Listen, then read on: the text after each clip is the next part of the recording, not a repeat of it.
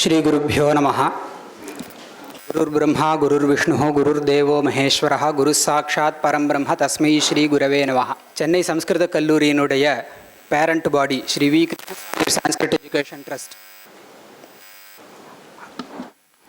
அதிலே உருவாக்கப்பட்டுள்ள Mahakavi Shri Neelakanta Dikshitar foundation endowment lecture மற்றும் சாந்தி விலாசம் புத்தக வெளியீடு நிகழ்ச்சியில் பங்கு கொள்வதற்காக நாமெல்லாம் இங்கே கூடியிருக்கிறோம். நிகழ்ச்சியை வேத கோஷத்தோடு துவக்கி வைக்குமாறு கல்லூரி மாணவர்களை பிரார்த்திக்கிறேன். ஓம் ஸ்ரீ குருப்யோ நமஹ. ஹரி ஓம். ஓம் கணபதிம் ஹவாமஹே கவிம் கவீனாம் உபமஸ்ரவஸ்தமம் ஜேஷ்டராஜம் பிரம்மணாம் பிரம்மணஸ்பதான ஸ்ரீமன்னோதிஸ்ரீதசாதனம். ஓம் ஸ்ரீ மகாகணபதயே நமः. ஓம் ஏதமானுபவா புராணே வேதம் வித்வான் சமஹிதோ வதந்த்யாதித்யமேவ தே பரிவதந்தி சர்வே த்விதீயம் த்ரிதீயம் ச ஹகும்சமிதி யாவதீர்வை தேவதாஸ்தாஸ் சர்வா வேத விதி பிராமணே வசந்தி தஸ்மாத் பிராமணேभ्यो வேதவித்யோ திவே திவே நமஸ்குர்யான்னா ஸ்ரீரம் கீர்த்தயே தேவா தேவதேவதா ப்ரீணாதி. ஓம் தத்சயோராவணீமஹே गातुं यज्ञाय गातुं यज्ञपतये देवी स्वस्तिरस्तु नः स्वस्तिर्मानुषेभ्यः ऊर्ध्वञ्जिगातु भेषजं शन्नो अस्तु द्विपदे शञ्चतुष्पदे. ॐ शान्तिः शान्तिः शान्तिः. हरिः ॐ. முன்னமே சொல்லியிருந்தபடி மகாகவி ஸ்ரீ நீலகண்ட தீட்சிதர் ஃபவுண்டேஷனுடைய எண்டோமெண்ட் லெக்சருக்காக நம்ம கூடியிருக்கோம். அதோடு சேர்த்து சாந்தி விலாசம் என்கின்ற நூலையும் வெளியிட உள்ளார்கள். அதில் நம்மளுடைய நீலகண்ட தீட்சிதர் ஃபவுண்டேஷன் சேர்ந்தவர்களுடைய பிரார்த்தனையும் நம்மளுடைய பிரார்த்தனையையும் மேற்கொண்டு சிறப்புரை மற்றும் புத்தகத்தினுடைய முதல் பிரதியை பெற்றுக்கொள்வதற்காக ஐஐடி மெட்ராஸ் டைரக்டர் ஸ்ரீ காமகோட்டி அவர்கள் நம்மளுடைய பிரார்த்தனைக்கு இணங்கி வந்திருக்கிறார்கள். அதே மாதிரி புத்தக வெளியீட்டையும் வைராகிய சதகம் என்கின்ற தலைப்பில் உபன்யாசம் பண்ணி கொடுப்பதற்காக டாக்டர் ராமச்சந்திரன் அவர்கள் ஆர்ஆர்ஜி அவர்கள் வந்திருக்கிறார்கள். நமது கல்லூரியினுடைய பிரபந்தக சமிதி அதிலே இருந்து பணிபுரிந்தவரான மகாபரிவாளுடைய சிறந்த பக்தரான ஸ்ரீ வீணாதன் அவர்களுடைய திருப்புதல்வரான, அதே மாதிரி ஐஐடி மெட்ராஸினுடைய கீர்த்தி பதாகை, அதை பாரத தேசத்தில் மட்டுமல்லாது உலகெங்கிலும் சிறந்து விளங்கச் செய்து கொண்டிருக்கக்கூடிய, விஞ்ஞானத்தில் சிறந்து விளங்கினாலும் மெய்ஞானத்திலும் பக்தி ஸ்ரத்தை கொண்டவரான பத்மஸ்ரீ காமகோட்டி அவர்களை வருக வருக என்று சுவாகதம் சொல்லி வரவேற்பதில் ரொம்ப பெருமைப்படுறோம். அதே மாதிரி டாக்டர் ராமச்சந்திரன் அவர்கள் 1987 முதல் ராமகிருஷ்ணா மிஷன் விவேகானந்தா காலேஜில் சம்ஸ்கிருத பேராசிரியராக பணிபுரிந்து ஓய்வு பெற்றவர். சம்ஸ்கிருத பாரதியிலேயே state secretary, state president, vice president, உத்தர தமிழ்நாடு அந்த பிராந்தத்துக்கு வைஸ் பிரசிடெண்ட்டாக இருந்து, அதே மாதிரி சதன் ரீஜனுக்கு சிக்ஷண பிரமுகவாக இருந்து கொண்டு இருக்கக்கூடியவர்.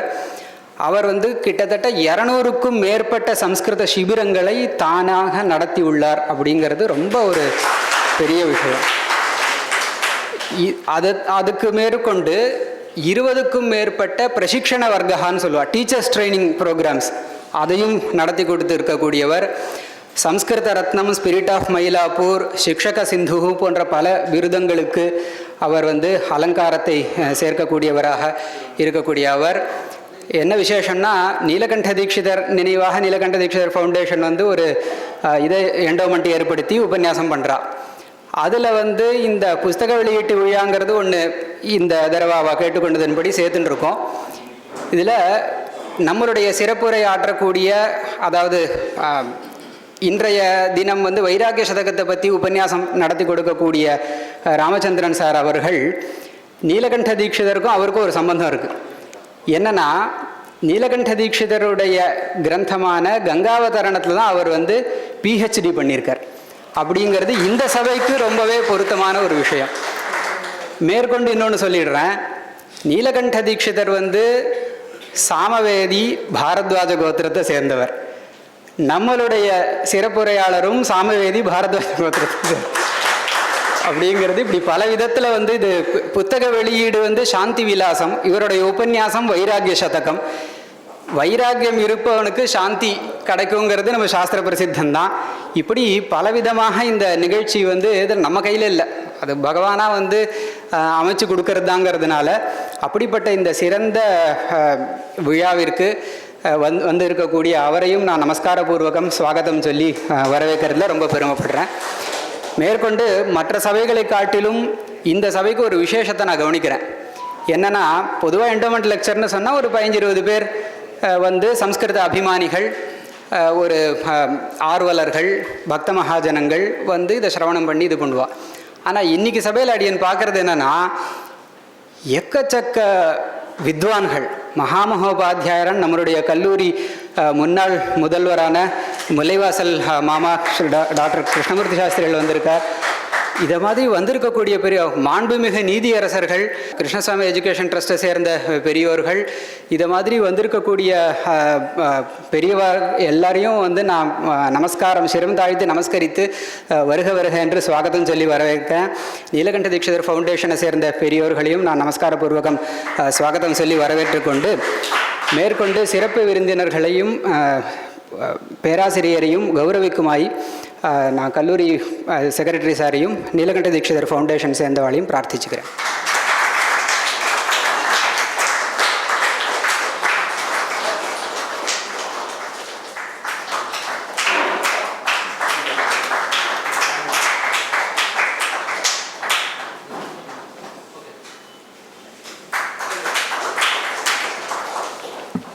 நீலகண்ட தீட்சிதர் ஃபவுண்டேஷனை பற்றி ஓரிரு வார்த்தைகள் சொல்லுமாறு ஃபவுண்டேஷனை சேர்ந்த திரு சங்கரன் அவர்களை நான் வேண்டிக் கொள்கிறேன். ஸ்ரீ குருபியோ நமஹ.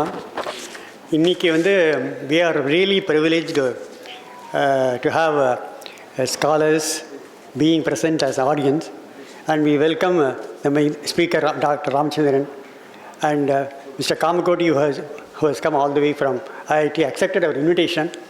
So these are the preamble which I wanted to make, but அவரை பற்றி எல்லாருமே வந்து நம்ம பிரின்சிபால் மிஸ்டர் ஹரிஹரன் டீட்டெயிலில் எக்ஸ்பிளைன் பண்ணியிருக்கார். அதனால் அதை நான் பற்றி பேசுகிறதுக்கு அவசியம் இல்லை. ஸோ இன்றைக்கி வந்து நாங்கள் ஃபவுண்டேஷனில் பொறுத்தவரையிலையும் இது 2வது லெக்சர், ஃபவுண்டேஷன் லெக்சர், இது 2வது லெக்சர் இங்கே நடத்துகிறோம். நான் மகாகவி ஸ்ரீ நீலகண்ட தீட்சிதர் வந்து he was a great poet. He is a statement. He is an ardent devotee of goddess Meenakshi, Shyamala Pita Vasini. He was born to Narayana Adhwari and Bhumi Devi on 23rd May 1594 at Arayappalam, North Arcot district. We are the descendants of Sri Mahakavi Neelakanta Dikshidhar. Neelakanta Dikshidharoda, the Appayi Dikshidharoda brother's grandson தான் வந்து Neelakanta Dikshidhar. Our Mahakavi Sri Neelakanta Dikshidhar Foundation was started in the year 1996 with the main objective. At that point of time, we wanted to have a foundation which takes care of celebrating the various activities connected with Mahakavi Neelakanta Dikshidhar. So கிராமத்தில் இருக்கிறவங்களாம் வந்து ஒரு foundation போல் ஆரம்பித்து ஒரு test பண்ணி நம்ம பண்ணலாம் வருஷம் அப்படின்னு சொன்னால், சன்னிதானம் கட்டளைப்படி நான் உடனே எடுத்துட்டோம். அதை 1996 ஆரம்பித்தோம். அதில் I was one of the founder member. அப்போ வந்து the very objective of starting this foundation was we wanted to have propagate the works of and publication of the works of Sri Mahakavi Neelakanta Dikshidhar, and then we wanted to conduct endowment lectures at various places, and then to conduct his Jayanti and Aradhana at his Adhishtanam at Palamadai at Neelakanta Samudram, Tirunelveli district. Palamadai is just about 10 kilometers from Tirunelveli town, Tirunelveli junction. Very beautiful village abutting the Tamarabarani river, and it's a beautiful village with 2 rows and exclusively occupied by a Brahmin community. And his work Shanti Vilasam is the quintessence of Indian philosophy. In this book, he guides towards Jnana Marga by showing us why and how to renounce our desires. He teaches and trains our mind to cultivate detachment from our worldly, mundane things. He directs our mind towards Vairagyam. He laughs at people who glorify royal service and feel that releasing even the servant, even pleasing the servant of the king, a servant can lead to salvation. Our mind needs Shanti, a state without desire, and only Ishvara Chinta. Without acquiring Shanti, there cannot be salvation. To acquire Shanti, we should tame our mind to turn towards spiritual progress. We should understand our existence in this body. The body is only for a limited period. Before Yama comes to take us, we should renounce our bandhas. இந்த மாதிரி அவரோட இதெல்லாம் பார்த்தேன்னாக்க தீட்சிதரோட இதெல்லாம் கிரந்தத்தில் பார்த்தேன்னா அவர் இந்த Shanti Vilasam is one of his publication. இதுவரையில் நாங்கள் ஒரு 8 பப்ளிகேஷன் பண்ணியாச்சு. இது 9th பப்ளிகேஷன். இந்த சாந்தி விலாசமில் அவர் after serving royal patronage at Mathura, he dejected and then he settled down in Palamade. அந்த பாலாமடியில் வந்தப்புறம் இன்ஃபேக்ட் சாந்தி விலாசம் perhaps it is even said maybe it has been written in Palamadi at that point of time. அந்த புக்கில் இருக்கிறதே மொத்தம் 51 ஸ்லோகம் தான். This is one of the short publication. 51 ஸ்லோகம் தான். ஈச் ஸ்லோகம் it's a gem of a word.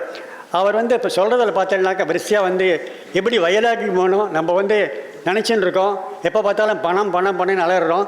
ஒரு பணம் வந்தால் உடனே அதை இன்ட்ரெஸ்ட் விட்டு அந்த இன்ட்ரெஸ்ட் திருப்பி இன்ட்ரெஸ்ட் விட்டு நம்ம பணத்தை இப்போ இந்த பணத்துக்காக வரோம். People do not understand that பணம் லைஃப்பில் is not going to take us to salvation. And even then, for example, we also serve. In fact, I have learned, my guru was Appaya Dikshit to start with, and then I acquired Vedic knowledge through various gurus. And finally, all the acquired knowledge, what I have done in my life, I have gone to royal patronage. I was working there as, to take our bedtime stories of Royal King. Was it the reason why I have studied so much and then I have wasted my life in royal patronage and then I am not born for bedtime stories and he got rejected.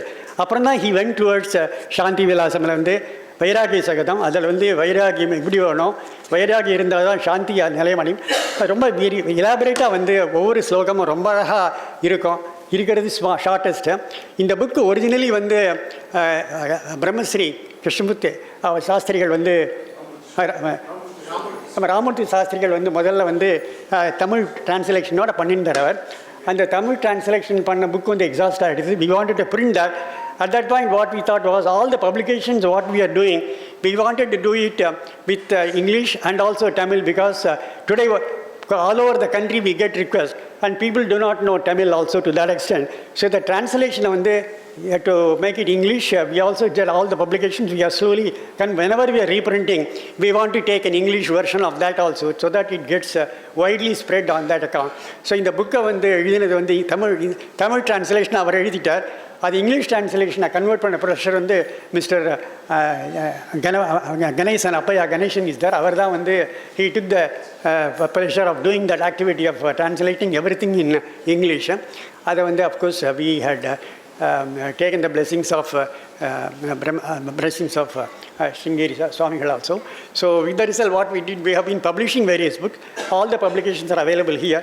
Today's publication, I think we would like to release it through the hands of Ramakoti after his address on the subject. Thank you. இது ஜகத்குரு சன்னிதானம் ஸ்ரீ ஸ்ரீ விதுசேகர பாரதி மகாஸ்வாமிகள் அவர்களுடைய முத்திரை கொண்ட சாந்தி விலாசம் என்கின்ற புஸ்தகமானது Sri Ramachandran sir அவர்கள் வெளியிட பத்மஸ்ரீ காமகோட்டி அவர்கள் பெற்றுக்கொள்வார்கள்.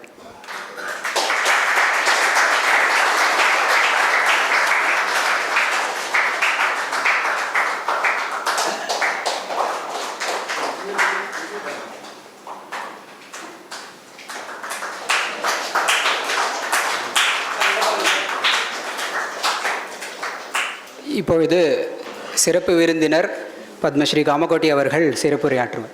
ஸ்ரீ காஞ்சி பீடமத்தியத் உத்யத் தேஜப் புஞ்சமயி பரா தேவி சர்வஜகன்மாதா தத்யான சர்வமங்கலம் श्री कांची कामकोट्याख्य पीठाधिष्ठितम् अद्भुतं भावये अहं महामोहद्वान्त संघातव महा आचार्य चरणद्वंद स्मृति वाचकरूपिणं मां कृत्वा कुरुते व्याख्यां नाम नाहमत्र प्रभुर्यतः எல்லாருக்கும் நமஸ்காரம்.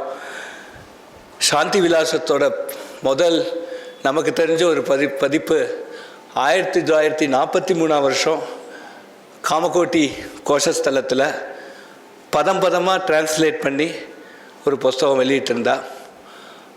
அதுக்கு நம்ம பரமாச்சாரியா காஞ்சி பரமாச்சாரியா ஸ்ரீமுகம் கொடுத்துருக்கார். அந்த ஸ்ரீமுகத்தில் என்ன விசேஷம்னா அப்பய தீட்சிதரோட அந்த வம்சாவளியோட தீட்சிதர்வாலை கனெக்ட் பண்ணியிருக்கார். அப்பய தீட்சிதருக்கும் தீட்சிதர்வாலுக்கும் உள்ள சில சிமிலாரிட்டிஸையும் அழகாக கொண்டு வந்திருக்கார். அதாவது அத்வைத்தங்கிறது ஒரு எட்டாத கனி, சாதாரண ஒரு மனசுக்கு தடால்னு புரியாது. அதுக்கு தேவையான பக்தி மார்க்கம், அதுலேருந்து வர ஞானம், இதெல்லாம் ஒரு எளிமையாக ஒரு நல்ல ரசனையோட இனிப்பாக, அதே வார்த்தை யூஸ் பண்ணியிருக்கேன் அந்த ஸ்ரீமுகத்தில், இனிப்பாக ஒரு நல்ல ரசனையோட எல்லாருக்கும் எடுத்து சொல்கிறது இந்த பர்டிகுலர் புஸ்தகம் இருக்குது. நான் இன்றைக்கி சாந்தி விலாசம் அப்பா ஒரு காலத்தில் சொல்லி கொடுத்துருக்கார் ஸ்டூடெண்ட்ஸுக்கு. அப்போ கேள்வி ஞானம்தான். இதில் ஏதாவது ஒரு 3 ஸ்லோகமாவது இன்றைக்கி படிப்போன்னு நினச்சேன். பெரியவாளே அதில் எழுதியிருக்கா 20, 50, 51 3 ஸ்லோகத்தை அவசியம் எல்லோரும் படிக்கணும். அது படித்தா எல்லாருக்கும் அத்வைதபரமாக அவளுக்கு ஒரு நல்ல உபயோகம் இருக்குன்னு அதுலேயே எழுதிருந்ததேனோ பார்த்தோன்னே அது நல்லா தோணித்து பெரியவா அனுகிரகமாக இருந்தது. அதற்கு என் சந்திரசேகரியர் ஒரு ஃபார்வேர்டு எழுதியிருக்கார், ரொம்ப டீட்டெயில்டு ஃபார்வேர்ட். அதில் என்ன பகவத்கீதையில் சாந்திங்கிற டேர்ம் எங்கே வந்திருக்குன்னு அழகாக ஒரு 2 இது எடுத்திருக்கார். அது நான் இங்கே இன்றைக்கி இந்த ஒரு சபையில் அதை கலந்துக்கலான்னு நினைக்கிறேன். அதாவது 2வது சாப்டர் 66வது ஸ்லோகத்தில் ஒரு ப்ராக்டிக்கல் அவுட்லுக். இதுக்கு அத்வைத்தபரமாக, விசிஷ்டாத்வைத்தபரமாக, துவைத்தபரமாக பல காமெண்ட்ரிஸ் இருக்குது. நமக்கு ஏதாவது ஐஐடி நடத்துறது, நம்ம டிபார்ட்மெண்ட் நடத்துறது, இதில் பகவத்கீதையிலேருந்து கீதா ஃபார் மேனேஜ்மெண்ட்டுன்னு ரொம்ப பிரமாதமாக இப்போ எல்லோரும் சொல்லிகிட்டு இருக்கா. இதுலேருந்து நம்ம என்ன எடுத்துக்கலாங்கிறது நான் ஒரு டெக்னாலஜிஸ்டாக சொல்கிறேன். நான் ரொம்ப வருத்தப்படுறது சம்ஸ்கிருதத்தில் நிறையா நான் படிக்கலையேன்னு. எங்கள் ஆற்றுலேயே ஒரு காமதேனு இருந்தது. அதான் அப்பா ஏதோ சொல்லுவார், மித்தத்தில் காமதேனு கட்டியிருக்கு, கொல்லையில் கறக்காத எருமாட்டை போய் நம்ம இருக்கோங்கிற மாதிரி நானும் ஏதோ ஒரு கம்ப்யூட்டர் சயின்ஸுக்கு போயிட்டேன். பட் இருந்தாலும் அதில் முதல்ல ஒரு ஃபைன் டியூனிங் த மைண்ட் அப்படிங்கிறதுக்கு சாப்டர் 2 66வது ஸ்லோகம், நாஸ்தி புத்தி அயுக்தஸ்ய நச்ச அயுக்தஸ்ய பாவனா நச்ச அபாவயதா சாந்தி அசாந்தஸ்ய குதஹா சுகம். உனக்கு ஹாப்பினஸ்ன்னு ஒன்று வேணும்னா முதல்ல மனசில் சாந்தி வரணும். அது அழகாக அந்த முதல் ஸ்லோகம். அதுக்கு அவர் சந்திரசேகரர் இமீடியட்டாக அடுத்த ஸ்லோகம் சாப்டர் 2ல் அகைன் 71st ஸ்லோகம், விகாய காமான்ய சர்வான் புமான் சரதி நிஸ்பிருகா நிர்மமோ நிரகங்காரா சாந்தி அதிகச்சதி. எல்லா டிசைரையும் விட்டுணும். விகாய காமான்யா, டிசைர்லெஸ், நிஸ்பிருகா, நோ ஓனர்ஷிப். இது எந்து அப்படின்னு நினச்சக்கூடாது தீபக், இது என் லேப் அப்படின்னு நினச்சுட்டேன்னா, இது ஐஐடிக்கு சொந்தம் அப்படின்னு நினச்சுட்டா ஒரு ப்ராப்ளமும் இருக்காது. நிர்மமாக, நிரகங்காரா, நான் நான் நான் அப்பா அப்போ அடிக்கடி சொல்லுவார், நீ போய் பனாரஸ் இதில் ரயில்வே ஸ்டேஷனில் இறங்கினேன்னா உடனே மகாராஜும்போம். உடனே நீ பார்த்து நம்ம மகாராஜ் நினச்சினேன்னா அவள் தான் புத்தி போயிடும்பார். அது மாதிரி நிரகங்காரா சசாந்தி அதிகச்சதி, எல்லாருக்கும் கிடைக்கும் அப்படிங்கிறது அந்த 2 ஸ்லோகம். இதில் சாந்தி விலாசத்தோட ஒரு இன்ட்ரோடக்ஷனில் என் சந்திரசேகர் மகான் இதை எப்படி அழகாக அதை கோத்து கொண்டு வந்தாருங்கிறது எல்லாரும் தெரிஞ்சிக்க வேண்டிய ஒரு விஷயம். டெய்லி ப்ராக்டிக்கலாக ஐஐடியில் அதை ஃபாலோ பண்ணால் சுகமாக ஓடும். நான் ஃபாலோ பண்ணுறேன்னு தான் நினைக்கிறேன். அதனால் இது படிக்கிறதே எனக்கு பஜகோவிந்தத்தோட ஒரு நல்ல ஸ்லோகம் ஒன்று வருது. சுரமிந்திர தரு மூல நிவாசா ஷய்யாபூத்தலம் அஜினம் வாசா சர்வ பரிகிரக போகத்தியாக கஸ்ய சுரக்கம் ந கரோதி விராகா. அப்பா சொல்லுவார், என்கிட்ட சொல்லி கொடுத்துட்டே அப்பா சொல்லியிருக்கார், வேண்டான்னு விட்டு எரிய இடத்துல இருக்கிற சுகம் எதுலேயும் கிடையாதும்பார். இது நமக்கு இந்த சாந்தி விலாசம் புஸ்தகத்தில் நமக்கு கிடைக்கிறது. இன்னைக்கு அந்த 3 ஸ்லோகம் அதை ஒண்டி சொல்லிட்டு முடிச்சுக்கிறேன். அவர் எனக்கு 2 வாத்தியார் இன்றைக்கி இருக்கா. அவர்கிட்ட நான் சம்ஸ்கிருத பாரதியில் பல நாள் கற்றுட்டுருக்கேன். மாமாட்ட தான் இன்றைக்கி வேதம் ஆரம்பித்தோன்னே மாமா தான் எனக்கு வேதம் சொல்லி கொடுத்தார். நானும் ராமசுபுவும் சேர்ந்து கற்றுட்டோம். அதனால் 2 குருவும் இன்றைக்கி இருக்கார். பிரத்யக்ஷ குரு இங்கேயும் இருக்கார். 20வது ஸ்லோகம், ஜீர்ணே ருணே விகலகரணே சத்ருவிர்வா கிரகீத்தே ஸ்வஸ்மின் கோர்த்தோ பவதி சுகதா கஷ்ட காம பிரசங்கா மா பூதே தத் சகலமதவா சுவாயுஷக்கிம் பிரமாணம் நிச்சித்தைவம் துரத நிச்சயச்சைத்தே நிர்விசங்கா சீயத்தே நிர்விசங்கா. அதாவது கழவான் ஜீர்ணே ருக்னே வியாதி வந்துருத்து, விகலகரணே இந்திரியங்கள்லாம் போயிடுத்து, அல்லது சத்ருக்கிட்ட மாட்டின்ட்டான்.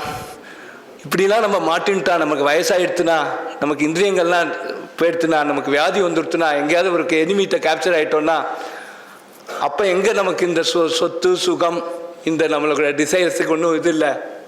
இது என்றைக்கு நடக்குமோ தெரியாது. அதே மாதிரி மாபூதேத சகலமத்தவா சுவாயுஷக்கும் பிரமாணம், என்றைக்கு ஆயுசு முடியுங்கிறது நிச்சயம் இல்லை.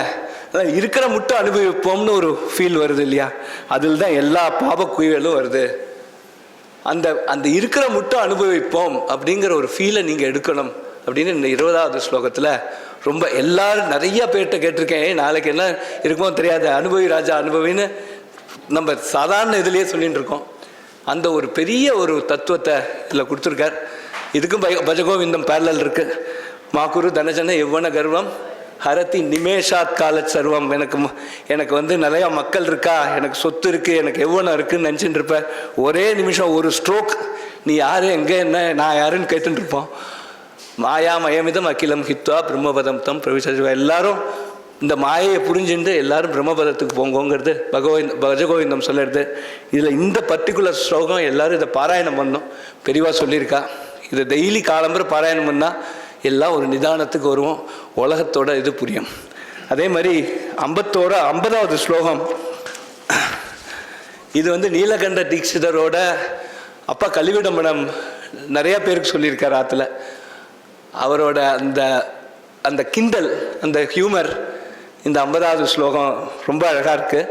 ஆ கர்ப்பாத் ஆகுல பரிபிருடாத் ஆ சதுர்வக்திரத்தோபி தொத் பாதாப்ச பிரபதன பரான் வேட்சி நந்திரமௌலே மாயாயாச்ச பிரபதன பரேஷு அப்பிரவருத்திம் துமாத்த சுவாமின் நேவம் சரி எதுச்சிதம் தத்திர தேவ பிரமாணம். பிரம்மாலேருந்து நாளைக்கு எங்காத்தில் பிறக்க போகிற குழந்தை முட்டும் எல்லாரும் சந்திரமௌலே தொத் பாதாப்ச பிரபதன பரான், உன் காலை தான் கட்டின்னு இருக்கோம். நீயும் என்ன சொல்லியிருக்க, உன்னை சரணம் அடைந்தால் மாயையை போக்கிடுறேன்னு சொல்லியிருக்க. நீ தான் சொன்ன, நான் சொல்ல. நாங்கள் எல்லாரும் உன் சரணத்தை தான் அடைஞ்சிட்டு இருக்கோம். உன்னோட சௌரியம், உன் சௌரியம், நீ என்ன எனக்கு என்ன உச்சிதமோ அதை செய். நீ செய்யலை, நீ உன் வாழ்க்கையிலேருந்து தான் நீ மாறி போயிருக்க. உலகம் உங்களை தான் கிண்டல் பண்ணும், என்ன ஒன்றும் சொல்லாது.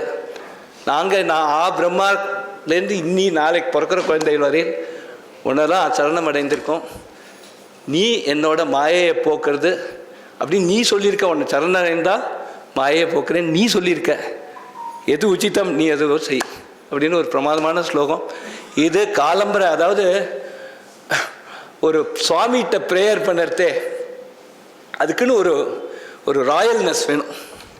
அதாவது காலம் போய் காசை கொடு சொத்தை கொடுன்னு கேட்காம இந்த மாதிரியான ஒரு நல்ல ஸ்லோகத்தை சொன்னால் சுவாமிகிட்ட வேண்டிக்கிறதுக்கே. ஏன்னா இதில் ரகுவம்சத்தில் அவள் நந்தினி கேட்குறா, அப்போ அம்பாலா வந்துட்டு என்ன வேணும்னு அந்த ராயல் ப்ரேயருங்கிறதுக்கு வம்சஸ்ய கர்த்தாரம் அனந்த கீர்த்திம் சுதக்ஷிணாயம் தனயம் யாச்சு. என் வம்ச வித்தியானும் இந்த பாரத தேசத்தை நான் நல்லபடியாக ஆளணும், அதுக்காக எனக்கு சுதக்ஷிணேட்லேருந்து ஒரு தனையன் வேணும்னு கேட்டேன். அதுமாரி ஒரு ராயல் ப்ரேயரே சாமிகிட்ட கேட்குறதே ஒரு ஒரு எஃபெக்டோடு கேட்டால் அதுக்கு ஒரு நல்ல பலன் நமக்கு கிடைக்கும். இந்த 50வது ஸ்லோகம் டெய்லி கார்த்தால பரமேஸ்வரனை பார்த்து, சந்திரமௌலியே போட்டிருக்கார், பரமேஸ்வரனை பார்த்து எல்லாரும் இந்த ஸ்லோகத்தை சொல்லி நமஸ்காரம் பண்ணால் சத்தியமாக அவளுக்கு மோட்சம் கிடைக்குங்கிறது நம்ம இந்த கிரந்தத்துலேருந்து தெரிய வருது. கடைசியான ஸ்லோகம், இதில் யமனை சொல்லியிருக்கார், தண்டம் தத்தே சகல ஜகதாம் தட்சிணோ யக்ருதாந்தோ நாமாப்பியஸ்ய பிரதிபயதனம் கிருண்ணி மஹீதி பிராப்தா சமஸ்தம் பிராப்தா ஸ்மஸ்தம் நிகமவச்சசா உத்தரோ யக்ருதாந்தோ யத்வா தத்வா பவதுன புனரா தஸ்ய பஷ்யேம வக்திரம். அதாவது யமன்கிற பேரே நாங்கள் சொல்லறதுக்கு பயப்படுறோம். தட்சிணோ யக்ருதாந்தோ அந்த வாக்கியமே நமக்கு வேண்டான்னு நினைக்கிறோம். அதே மாதிரி நிகமவச்சசா உத்தரா, நீ வேதம் என்ன சொல்லியிருக்குன்னா நீ எட்ட முடியாத ஒரு பிரம்மஸ்வரூபம்னு சொல்லியிருக்கு. ஒன்றை நாங்கள் சரணடைஞ்சிருக்கோம். எங்களுக்கு இந்த யமனை பார்க்க வேண்டிய ஒரு அவசியம் இல்லாமல் பண்ணிடு அப்படிங்கிறது கடைசியாக ஆத்ம தத்துவத்தில் நல்ல ஒரு பிரம்மஜானம் கொடுங்கிற ஒரு மகா மந்திரமாக இதை 51வது ஸ்லோகத்தை பண்ணியிருக்கார். இப்பேற்பட்ட ஒரு சாந்தி விலாசத்தை நம்ம 1943 பதம் பதமாக போட்டு ஒரு புஸ்தகம் இருக்குது. அதையும் நீலகண்ட தீட்சிதர் இந்த இது நீங்கள் ரீப்ரிண்ட் பண்ணலாம். இந்த மாதிரியான ஒரு பெரிய சேவை குறிப்பாக இன்றைக்கி கலியுகத்தில் நம்ம நாட்டு நடப்பில் ஒரு நாளும் நம்ம பிடிச்சி தள்ளறதுக்கு ஒரு நல்ல ஒரு ப்ராக்டிக்கல் கைடாக நம்ம நீலகண்ட தீட்சிதரோட பல ஒர்க்ஸ் நமக்கு இருக்குது. இன்றைக்கி எனக்கும் இந்த ஒரு மாதிரி ஒரு ரிவைஸ் பண்ணுறதுக்கு ஒரு ஆப்பர்ச்சுனிட்டியும் கொடுத்த சான்ஸ்கிரிட் காலேஜ் ப்ளஸ் நீலகண்ட தீட்சிதர் அவரோட சமஸ்தானத்துக்கு என்னோட நன்றியை தெரிவிச்சுக்கிறேன். இன்றைக்கி பெரிய சான்ஸ்கிரிட் மகாவித்வான்லாம் இருக்க, தப்பாக சொல்லியிருந்தா அது கரெக்டாக சொல்லியிருந்தா எங்கள் அப்பாவை சேர்ந்தது. நமஸ்காரம். சிறப்புரையானது சிற்றுரையாக இருந்தாலும் அது நம்மளுடைய மனசெல்லாமல் அந்த சாந்தி விலசிக்கும்படியாக மோகமுத்கரம் என்ன, கீதை என்ன, சாந்தி விலாசத்தினுடையவே ஸ்லோகங்கள், அது எந்த ஸ்லோகங்கள் சங்கிரகமாக நம்ம அனுசந்தானம் பண்ணணும்னு பெரியவா சொல்லியிருக்கிறத விஷயத்தையே எடுத்து சொல்லி எடுத்து உரைத்தார்கள். ரொம்ப சந்தோஷத்தை தெரிவிச்சுண்டு மேற்கொண்டு எண்டோமெண்ட் லெக்சர் மகாகவி ஸ்ரீ நீலகண்ட தீட்சிதர் ஃபவுண்டேஷனுடைய எண்டோமெண்ட் லெக்சர், அதில் வைராகிய சதகம் அப்படிங்கிற தலைப்பில் ஸ்ரீ ராமச்சந்திரன் சார் அவர்கள் உபன்யாசத்தை துவங்குவார். குரு பிரம்மா குரு விஷ்ணு குரு தேவோ மகேஸ்வர குரு சாட்சாத் பரம் பிரம்ம தஸ்மை ஸ்ரீ குரவே நமः. வந்தே வாஞ்சிதலாபாய கர்ம கிம் தத்ர லப்ய கத்யதே கிம் தம்பதிம் இதி ப்ரூயாம் உதாஹோ தம்பதி இதி. பிராதஸ்மரணீயானாம் அப்பய்ய தீக்ஷேந்திர வர்யாணாம் சரணாரவிந்தே மதிய நமஸ்காரான் ஆதோ சமர்ப்பயாமி. மகாகவீனாம் நீலகண்ட தீக்ஷித வராணாம் சரணாரவிந்தே மதிய நமஸ்காரான் சமர்ப்பயாமி. வித்வத் அல்லஜானாம் ரசிகானாம் பண்டிதானாம் சர்வேஷாம் கிருதே மதிய நமஸ்காரான் சமர்ப்பயாமி. இன்னைக்கு நீலகண்ட தீட்சிதனுடைய சாந்தி விலாசங்கிற புஸ்தகத்தை வெளியிடக்கூடியதான ஒரு பாக்கியம் கிடைச்சது. பரிசிரமப்பட்டு அதை புஸ்தகத்தினால பெரிய எழுத்துக்களில் இருக்கிறதுனால படிக்கிறதுக்கு ரொம்ப சௌரியமாக இருந்தது. ஆங்கில மொழியாக்கமும் இருக்குது, தமிழ்லேயும் கொடுத்துருக்கா. அதனுடைய சாராம்சத்தில் சில முக்கியமான ரத்னங்களை ப்ரொஃபசர் காமகோட்டி அவர்கள் அவர் சொன்னார். இதுக்கு புரோத்சாகனம் பண்ணி ஆசீர்வச்சனம் பண்ணினது ஸ்ருங்கேரி ஜெகத்குரு சுவாமிகள்.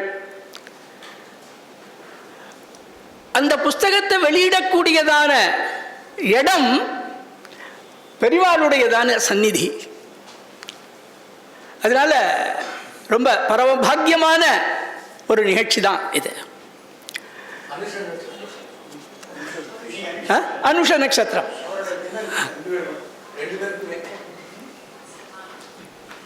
அதனால எல்லோருமே பாக்கியசாலிகள். இது மாதிரியான ஒரு நிகழ்ச்சிகளை பங்கேற்றுக் கொள்கிறோம் அப்படிங்கிறதுனால. சாந்தி விலாசம்னு சொல்லும்போது நீங்கள் என்ன டாபிக் பேசுறதுக்கு எடுத்துக்கிறாள்? இது மாதிரி சாந்தி விலாச புஸ்தகத்தை வெளியிட போகிறோம், நீங்கள் எதை பற்றி பேச போகிறாள் ப்ரொஃபசர் ஹரிஹரன் கேட்டார். சொன்ன அந்த புஸ்தகத்தையும் என்கிட்ட கொடுத்தார் ஒரு வாட்டி படிக்கிறதுக்கு. அதுக்கும் வைராக்கிய சதகத்துக்கும் ரொம்ப கருத்தொற்றுமைகள் நிறையா இருக்கு. கிட்டத்தட்ட சமான காலத்தில் வந்திருக்கக்கூடியதான வாய்ப்பு இருக்கு. வைராக்கிய சதகத்துக்கு அப்புறம் சாந்தி விலாசம் வந்திருக்கேன். அதனால இந்த வெளியிடக்கூடியதான புத்தகத்தோடு அனுசரித்ததான ஒரு புத்தகத்தை எடுத்துக்கலாம் அப்படின்னு நான் எடுத்துட்டேன். முதல்ல ஸ்ரீ நீலகண்ட தீட்சிதர் அவர் தன்னுடைய கிரந்தங்கள்ல தன்னை பத்தினதான அறிமுகத்தை அவரே பண்றார். அவருடைய தாத்தாவை சொல்றார். ஆசீத் ஆச்சா தீட்சிதஸ்ய புத்ரோ நாராயணாத்வரி. அவ அப்பா பேரு நாராயணாத்வரி, அவருடையதான அப்பா பேரு ஆச்சா தீட்சிதர். அதுக்கப்புறம் அவருக்கு 5 பையன் குழந்தை. ஜெயந்தி தஸ்யா தனயாஸ்தஸ்ய பஞ்ச சௌப்ராத்ரசாலினஹ கர்ப்பதாசா மகேஷஸ்ய கவயஸ்ச விபஸ்சிதா. நிறைய இடத்துல கர்ப்பதாசாக அப்படிங்கிறத சொல்றார். புறக்கரத்திலேருந்து நாங்கள் சிவபக்தர்கள் தான், சிவதாசர்கள் தான் அப்படின்னு கர்ப்பதாசாக அப்படின்னு சொல்றார். கர்ப்பதாசாக மகேஷஸ்ய. அந்த 5 புத்திரர்கள்ல நான் 2வது புத்திரன் அப்படிங்கிறதையும் சொல்றார். தேஷாமகம் துதியோஸ்மி பூமி தேவி தனுபுவாம். பூமி தேவி அவ அம்மாவோட பேர். நீலகண்ட இதி க்யாதிம் நீத சம்போ பிரசாததா. சம்புனுடையதான அந்த பரமேஸ்வரனுடையதான பிரசாதத்தினால்தான் எனக்கு ஒரு நீலகண்ட தீட்சிதர்ங்கிறதான நீலகண்டன் அப்படின்னு எல்லாரும் சொல்லக்கூடியதான அளவுக்கு எனக்கு ஒரு பெருமை கிடைச்சது அப்படிங்கிறத அத்தியந்த பரமேஸ்வரனுடையதான பக்தர், அவருடைய அனுகிரகத்தினால்தான் எல்லாமே எனக்கு கிடைக்கக்கூடியது அப்படிங்கிறவர். அடுத்தது அவருடையதான யாரெல்லாம் ஆச்சாரியரா குருவாக இருந்தாலோ அவரை பற்றினதான இதுவும் தன்னுடைய கிரந்தங்கள்ல சொல்றார். வெங்கடாத்வரி அப்படின்னு சொல்ல, வெங்கட மச்சி அப்படின்னு சொல்லுவோம். ஸ்ரீ வெங்கடேஸ்வர மச்சி அவர்கிட்ட படிச்சிருக்கார் அவர். அத அவர் சொல்றார். வார்த்திகாபரண கிரந்த நிர்மாண வியக்த நிபுணா ஸ்ரீ வெங்கடேஸ்வர மச்சி சிஷ்யே மயி அனுகம்பதே. அவருடையதான மார்க்கதர்சனம், அத்தியந்தமான ஆசீர்வாதங்கள், அவர்கிட்ட சிஷ்யனாக இருந்து இருக்கக்கூடிய பாக்கியம் எனக்கு கிடைச்சது. அவர் அனுகிரகம் பண்ணியிருக்காருங்கிறத சொல்றார். தன்னுடைய டீச்சர் எப்படிப்பட்டவர்ங்கிறத அந்த இடத்துல சொல்றார். எப்படிப்பட்டவரா? குர்வதி ஸ்ரவணேவாணி கோமலாம் யஸ்ய சாகிதீம் கர்ணபூர ஷிரீஷேபி காഠின்யம் இவ பஷ்யதி. அவருடையதான குரல் ரொம்ப மென்மையான குரலா இருக்குமா, கேட்கறதுக்கு ரொம்ப ரமணீயமா இருக்குமா. கோமலாம் சாகிதீம் வாணியும் வாணி ஸ்ரவணே, கேட்க கேட்க தென் வந்து பாயுது காதினிலேன்னு சொல்ற மாதிரி அந்த அளவுக்கு ரொம்ப ரம்யமா இருக்கும். சிரீஷ புஷ்பம்னு சொல்லக்கூடியது ரொம்ப மென்மையான புஷ்பங்கள்லயே ரொம்ப மென்மையாக இருக்கக்கூடியது. அந்த புஷ்பம் கூட கடினமாக இருக்கிற மாதிரி இருந்துரும். ஏன்? இவருடையதான வார்த்தைகளை, இவருடைய பேச்ச, மாதுரியமான பேச்சை கேட்டோன்னு சொன்னால் அந்த சிரீஷ புஷ்பம் கூட ஒரு கடினமானதாக இருக்கு அப்படின்னு சொல்லக்கூடிய அளவுக்கு அவருடையதான மென்மையானதும் மாதுரியம், விஷய பரிதமான பேச்சு இருக்கும் அப்படின்னார். அப்புறமா அவர் எப்படி சொல்லிக் கொடுப்பார் அதை சொல்றார். பாந்தி சிஷ்யா புரோயஸ்ய பாணிவின்யஸ்ய புஸ்தகாஹ தத் சூக்தி ஜன்னவீபூர திராசேனேவ திருத பிரவாஹ. அவருக்கு முன்னாடி எல்லா சிஷ்யாவும் உட்கார்ந்துட்டு இருப்பாளாம், கையில புஸ்தகத்தை வச்சுண்டு. அவர் சொல்லி கொடுக்க கொடுக்க அப்படி பிரவாகமாக வந்துட்டு இருக்குமா. எப்படி கங்கா பிரவாகம் இருக்கோ அது மாதிரி அந்த சாஸ்திர கருத்துக்கள் எல்லாம் பிரவாகமா இருக்குமா. அவளால எப்படா எடுக்கிறது அப்படின்னு சொல்லி தனக்கு எப்படி ஒரு பிரவாகம் வந்தது அதை பிடிச்சிக்கிறதுக்கு நமக்கு ஒரு போட்டு அதாவது வேணும் இல்லையா, அது மாதிரி புஸ்தகத்தை இறுக்கி பிடிச்சுண்டு அந்த பிரவாகத்திலேயே இருந்தாளாம். அந்த அளவுக்கு கருத்துக்களை சாஸ்திர கருத்துக்களை சொல்லிக் கொடுக்கக்கூடிய குருவாக இருந்தார் அப்படின்னு அற சொல்றார். அடுத்த குரு கீர்வான யோகீந்திரர்னு சொல்லக்கூடிய குரு. அவர் ஸ்ரீவித்யா உபாசகர். நீலகண்ட தீட்சிதருக்கு உபாசனை பண்ணி கொடுத்தவர். அதனால நீலகண்ட தீட்சிதரும் அந்த ஸ்ரீவித்யா உபாசகர். அவரை பற்றி தனியாகவே ஒரு புஸ்தகமே எழுதிட்டார். குருராஜஸ்தவம் அப்படிங்கிறதான புஸ்தகமே தன்னுடைய குருவின் பேரில் எழுதியிருக்கார். சிவலீலார்ணவத்தில் அவரை பற்றி சொல்றார். கீர்வான யோகீந்திரம் உபாஸ்மகே தம் சர்வாத்மனா சைல சுதாத்மகோயா. எப்படி சாட்சாத் அந்த தேவி இருப்பாளோ, அந்த தேவி ஸ்வரூபம் இருக்குமோ, அந்த சக்தி இருப்பாளோ, அதே மாதிரியான அந்த சக்தியை உடையவர் தேவி உபாசகம் பண்ணி பண்ணி அந்த ஈஸ்வரியனுடையதான தன்மையை உடையவராக இருக்கார். அப்படிப்பட்டவரை நான் உபாஸ்மகே அப்படின்னு சொல்றார். அடுத்தது எல்லா கிரந்தங்கள்லையும் அவர் போற்றி பணிந்து வணங்கி பண்ணினது அப்பைய தீட்சிதர். அவருடைய மகத்துவத்தை இவ்வளவுதான் சொல்ல முடியாது, அங்கங்கேயும் அவருடையதான மகத்துவத்தை சொல்றார். அதுல ஸ்தாலீபுலாக நியாயன துத்ரான் அம்சான் வக்து காமோஸ்மி. கங்காவதரணத்துல சொல்றார். முனிரஸ்தி பரத்வாஜ ख्यातस्त्रिभुवनेष्वपि अन्नैर्यस्य जहौ रामः अप्यरण्य भ्रमणश्रमम्. பாரத்வாஜ கோத்திரத்தில் பிறந்தவா, அதனால முதல்ல பரத்வாஜரை சொல்றார். பரத்வாஜருடையதான மகத்துவத்தை சொல்றார். வனவாசம் பண்ணும் பொழுது பரத்வாஜருடைய ஆசிரமத்துக்கு போறார். அவருக்கு ஏற்படக்கூடியதான பசிகள் எல்லாம் போக்கக்கூடியவராக அன்னதானங்கள்லாம் செஞ்சு அவருடையதான சிரமங்களை போக்கினார் அப்படின்னார். அடுத்தது தஸ்யான்வயே மகத்யாசீத் க்ஷீரோத இவ சந்திரமாஹ ஸ்ரீகண்ட சரணாசக்தா ஸ்ரீமான் அப்பைய தீட்சிதா. அப்பைய தீட்சிதர் அந்த வம்சத்தில் வந்தவர், அந்த கோத்திரஜன், அந்த கோத்திரத்தில் வந்தவர். எப்படி க்ஷீரசாகரத்தில் ஒரு சந்திரனானது உதயமானா எப்படி இருக்குமோ அது மாதிரி இந்த வம்சத்தில், பரத்வாஜ கோத்திர வம்சத்தில் இவர் தோன்றினார். எதனால முன்னாடி பரத்வாஜரை சொல்லும் பொழுது அன்னைஹி எஸ்ய ஜஹோராமஹ அப்படிங்கிறத சொன்னார். இவர் என்ன பண்ணார்? அவர் அன்னதானம் பண்ணினார் பரத்வாஜர். இவர் ஞானதானம் பண்ணினார். சாஸ்திரங்களை எல்லாருக்கும் சொல்லி வச்சிருந்தார். அதனால வரக்கூடியதான அறிவு பசி உடையவர்களுக்கு அந்த அறிவு பசியை போக்கி அந்த ஞானத்தை கொடுத்தார் அப்படிங்கிறதுக்காக அந்த இடத்துல சொன்னார். அவர் சிவார்க்க மணி தீபிகா அப்படிங்கிறதான கிரந்தத்தை எழுதினார். அதுக்கு பின்னாடி ஒரு பெரிய சரித்திரமே இருக்கு. சைவ சித்தாந்தத்தை பரப்பணுங்கிறதுக்காகவே அவருக்கு கிடைச்சதான வெகுமதிகளை எல்லாத்தையும் அந்த சிவாச்சாரியர்கள் எல்லாம் கூப்பிட்டு இது மாதிரி எல்லாம் இருக்கு சித்தாந்தம் அப்படின்னு சொல்லி கொடுத்து அதை பரப்பினார்.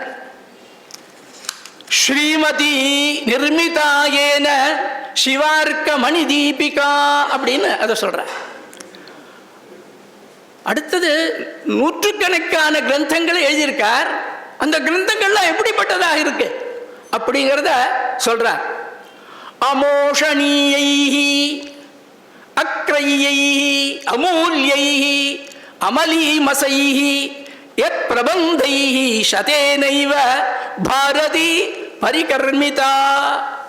பாரதின்னு சொன்னால் சரஸ்வதிங்கிற ஒரு அர்த்தம். அதாவது மொழி வடிவில் இருக்கக்கூடியதான அந்த சரஸ்வதி அதை அலங்காரம் பண்ணினார். என்ன சாஸ்திரங்கள்லாம் என்ன பண்றது? மொழியை போஷிக்கிறது. அதனால தன்னுடைய சாஸ்திரங்களால் நூற்றுக்கணக்கான கிரந்தங்களை, பலவிதமான சாஸ்திரங்கள், ஏதோ ஒரு வேதாந்த சாஸ்திரம் மட்டும் இல்லை, வேதாந்தம், மீமாம்சம், அலங்கார சாஸ்திரம், அது மாதிரி எல்லா விதமான சாஸ்திரங்களையும் எழுதி அதன் மூலமாக என்ன பண்ணியிருக்கார் அப்படின்னா சரஸ்வதி தேவி அலங்காரம் பண்ணியிருக்கார். எப்படிப்பட்டதாக இருக்கு? அமோஷணீயை, அதை யாராலையும் அழிக்க முடியாது, மற்ற முடியாது, அப்படிப்பட்டது. அக்ரையை, விக்கிரயணம் பண்ண முடியாது, வாங்க முடியாது யாராலையும். அமூல்யை, அப்படிப்பட்டதான அத்தியந்த அதிகமான மூல்யத்தை உடையது. அமலீமசை, எந்த விதமான குற்றமும் இல்லாதது, அப்படிப்பட்டதான அந்த நூற்றுக்கணக்கான ஒவ்வொரு புத்தகத்தை எடுத்தாலும் சரி அதுக்கு இந்த அட்ஜெக்டிவ்ஸ் எல்லாம் அதுக்கு பொருந்தும். அப்படிப்பட்டதான கிரந்தங்களை எழுதினார் அப்படின்னு சொன்னார். இன்னும் ஒன்று, பெரியவாளே தெய்வத்தின் குரல்ல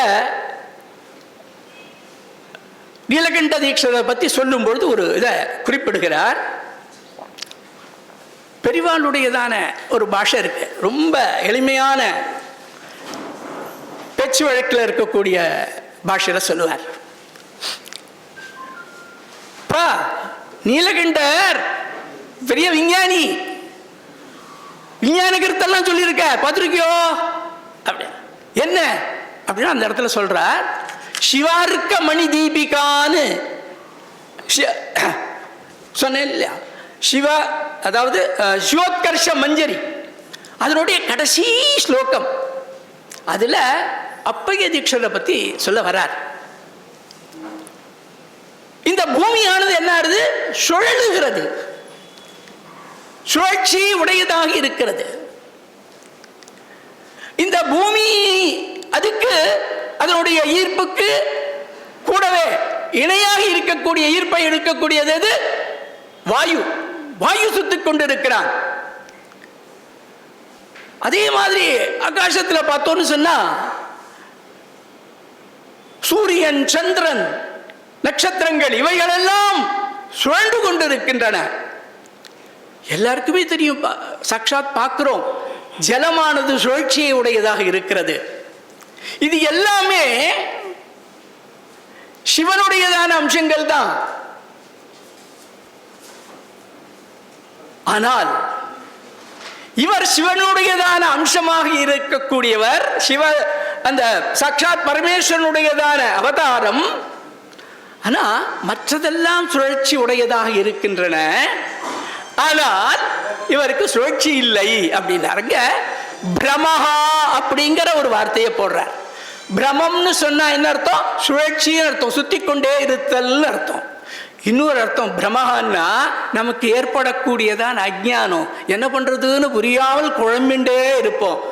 ஆனால் மற்றவர்களுக்கெல்லாம் என்ன இருக்கிறது? பிரமம், பிரமத்துவம் இருக்கு, சுத்திண்டே இருக்கு. ஆனால் இவர் எப்படி இருக்காரா? மூர்த்தி ஹரஸ்ய அஷ்டமி. சிவனுக்கு அஷ்டமூர்த்தி, அஷ்டமூர்த்தங்களை உடையவர்னு காளிதாசனும் சாக்குந்தலத்தை சொல்றார். ஆனால் யா சா ச சா அஸ்தி அப்பைய தீட்சிதோ ஜயதி, சஹ ஜயதி. யா மூர்த்தி அப்பைய தீட்சிதஸ்ய, யா மூர்த்தி சிவஸ்ய, சா மூர்த்தி அப்பைய தீட்சிதஸ்ய. அவர் ஜெயதி, எப்பொழுதுமே ஜெயத்தை கொண்டு. அவர் மட்டும் ஜெயிக்கல, அவரை நினைக்கக்கூடியவர்கள், அவர்களுடைய சிஷ்யர்கள் எல்லாரையும் ஜெயிக்க வைக்கக்கூடியவராக இருக்கார். சா மூர்த்தி நிரஸ்த பிரமா. மற்றதுக்கெல்லாம் பிரமை இருக்கு, ஆனால் இவருக்கு எந்த விதமான பிரமை? ஏன்னா அந்த வேதாந்த ஞானத்தை அடைந்து எந்த விதமான அஜ்ஞானமும் இல்லாததான ஞானியாக இருக்கக்கூடியவர். அதனால நிரஸ்த பிரமா மூர்த்தி அப்படின்னு சிவனுடையதான அவதாரமாக இருக்கக்கூடியவர் அப்படிங்கிறத இந்த இடத்துல சொல்லியிருக்கார். இதை பெரியவா தெய்வத்தின் குரல்ல எடுத்து காட்டியிருக்கார்.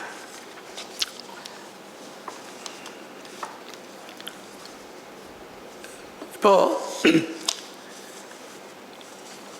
இவருடையதான நடை எப்படி இருக்கும்? ரொம்ப எளிமையான நடையில எழுதக்கூடியவர். கிண்டலா, கமக்கோடி சார் சொன்ன மாதிரி ரொம்ப கழிவிடமெல்லாம் ரொம்ப கிண்டலா இருக்கக்கூடியது. அதாவது கிண்டல்னா நல்லவாழ கிண்டல் பண்ண மாட்டார். யாரெல்லாம் குற்றம் செய்கிறானோ அவனுடைய குற்றத்தை சுட்டி காட்டுவார். வாத்தியாரெல்லாம் சொல்லியிருக்கார், வைத்தியரை சொல்லியிருக்கார், ஜோசியரை சொல்லியிருக்கார். எங்கெல்லாம் தவறு, எல்லா ஜோசியரையும் சொல்லல, இப்படிப்பட்டதானவன் அப்படிம்ப. ஆனா அது மட்டும் இல்லாமல் நல்ல கருத்துக்களை ரொம்ப ஆணித்தரமான எளிய சொற்களை கொண்டு சொல்லக்கூடியவர். இவருடைய நடைக்கு வக்ரோக்தின்னு சொல்லக்கூடியதான ஒன்று. அதாவது நேரடியா சொல்லாமல் மறைமுகமாக ஒரு சமத்காரத்தோடு சொல்லக்கூடிய வக்ர உக்தி. வக்ரம்னா நமக்கு தெரியும், நேரில் இல்லாமல் இருக்கிறதுன்னு அர்த்தம். அதாவது மாறுபட்டதாக சொல்லக்கூடிய உக்தியானது சொல்லக்கூடிய கருத்துக்களை நேரடியாக சொல்லாமல் அதை மாற்றி ஒரு சமத்காரம் உடையதாக சொல்லக்கூடியது வக்ரோக்தி. அதுல இவர் ரொம்ப விசிஷ்டரானவர். உபமா காளிதாசஸ்ய பாரவேர் அர்த்த கௌரவம் தண்டின பதலாலித்யம் மாகே சந்தி திரையோ குணாக ரொம்ப பிரசித்தமானது. காளிதாசன்னா உபமா, பாரவின்னா அர்த்த கௌரவம், தண்டினா பதலாலித்யம். இந்த மூணுமே மாகண்ட இருந்ததுன்னு சொன்னார். நீலகண்ட தீட்சிதர்கிட்ட என்ன இருந்தது அப்படின்னா அது வக்ரோக்தின்னு சொல்லக்கூடியதா. அதுல எப்படி இருக்கும் அப்படிங்கிறத ஒன்று ரெண்டு எக்ஸாம்பிளை பார்த்தோம்னா தெரியும்.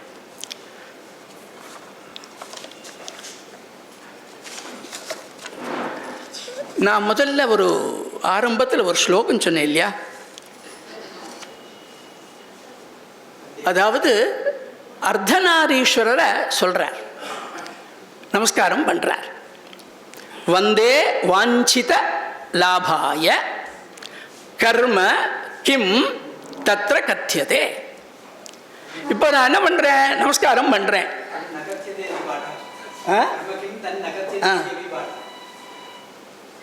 இப்போ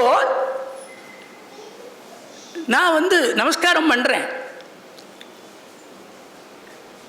என்னுடையதான மனோரதமானது நல்லபடியா நிறைவேறணுங்கிறதுக்காக நமஸ்காரம் பண்றேன். யாரை நமஸ்காரம் பண்றேன்? அந்த கர்ம பதத்தை எப்படி போடுவேன்? கிம் தம்பதிம் இதி ப்ரூயா உதாஹோ தம்பதி இதி. இப்போ தம்பதிம் அப்படின்னு சொல்லட்டமா, தம்பதிம் வந்தே அப்படின்னு சொல்லட்டமா, இல்லாட்டி தம்பதி வந்தேன்னு சொல்லட்டமா? இப்போ தம்பதிம் அப்படின்னு சொன்ன அர்த்தம் ஒத்தரம் தான் காட்டுறது, ஏகவச்சனத்தில் இருக்கு. ஆனா இவ ரெண்டு பேராச்சே, பார்வதி இருக்கா, பரமேஸ்வரன் இருக்கா, ரெண்டு பேர் இருக்காளே. அப்போ ரெண்டு பேர் இருக்கும் பொழுது நான் ஏகவச்சனத்தில் சொன்னா அது தோஷம் ஆயிடும் இல்லையோ? அதனால நான் தம்பதின்னு போடட்டமா? திவச்சனத்தில் இருக்கு. அப்படின்னா தம்பதின்னு போட்டா அங்கேயும் தோஷம் வந்துடும். ரெண்டு பேரும் ஒன்னா சேர்ந்து இருக்காளே, பிரிக்க முடியாமல்.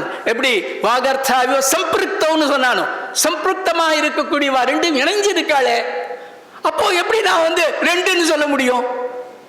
அப்படின்னு அவ ரெண்டும் அந்த அர்த்தநாரீஸ்வரராக ரெண்டு பேரும் இணைந்திருக்கக்கூடியத ஒரு சமத்காரமாக தம்பதி உதாஹோ தம்பதி இது.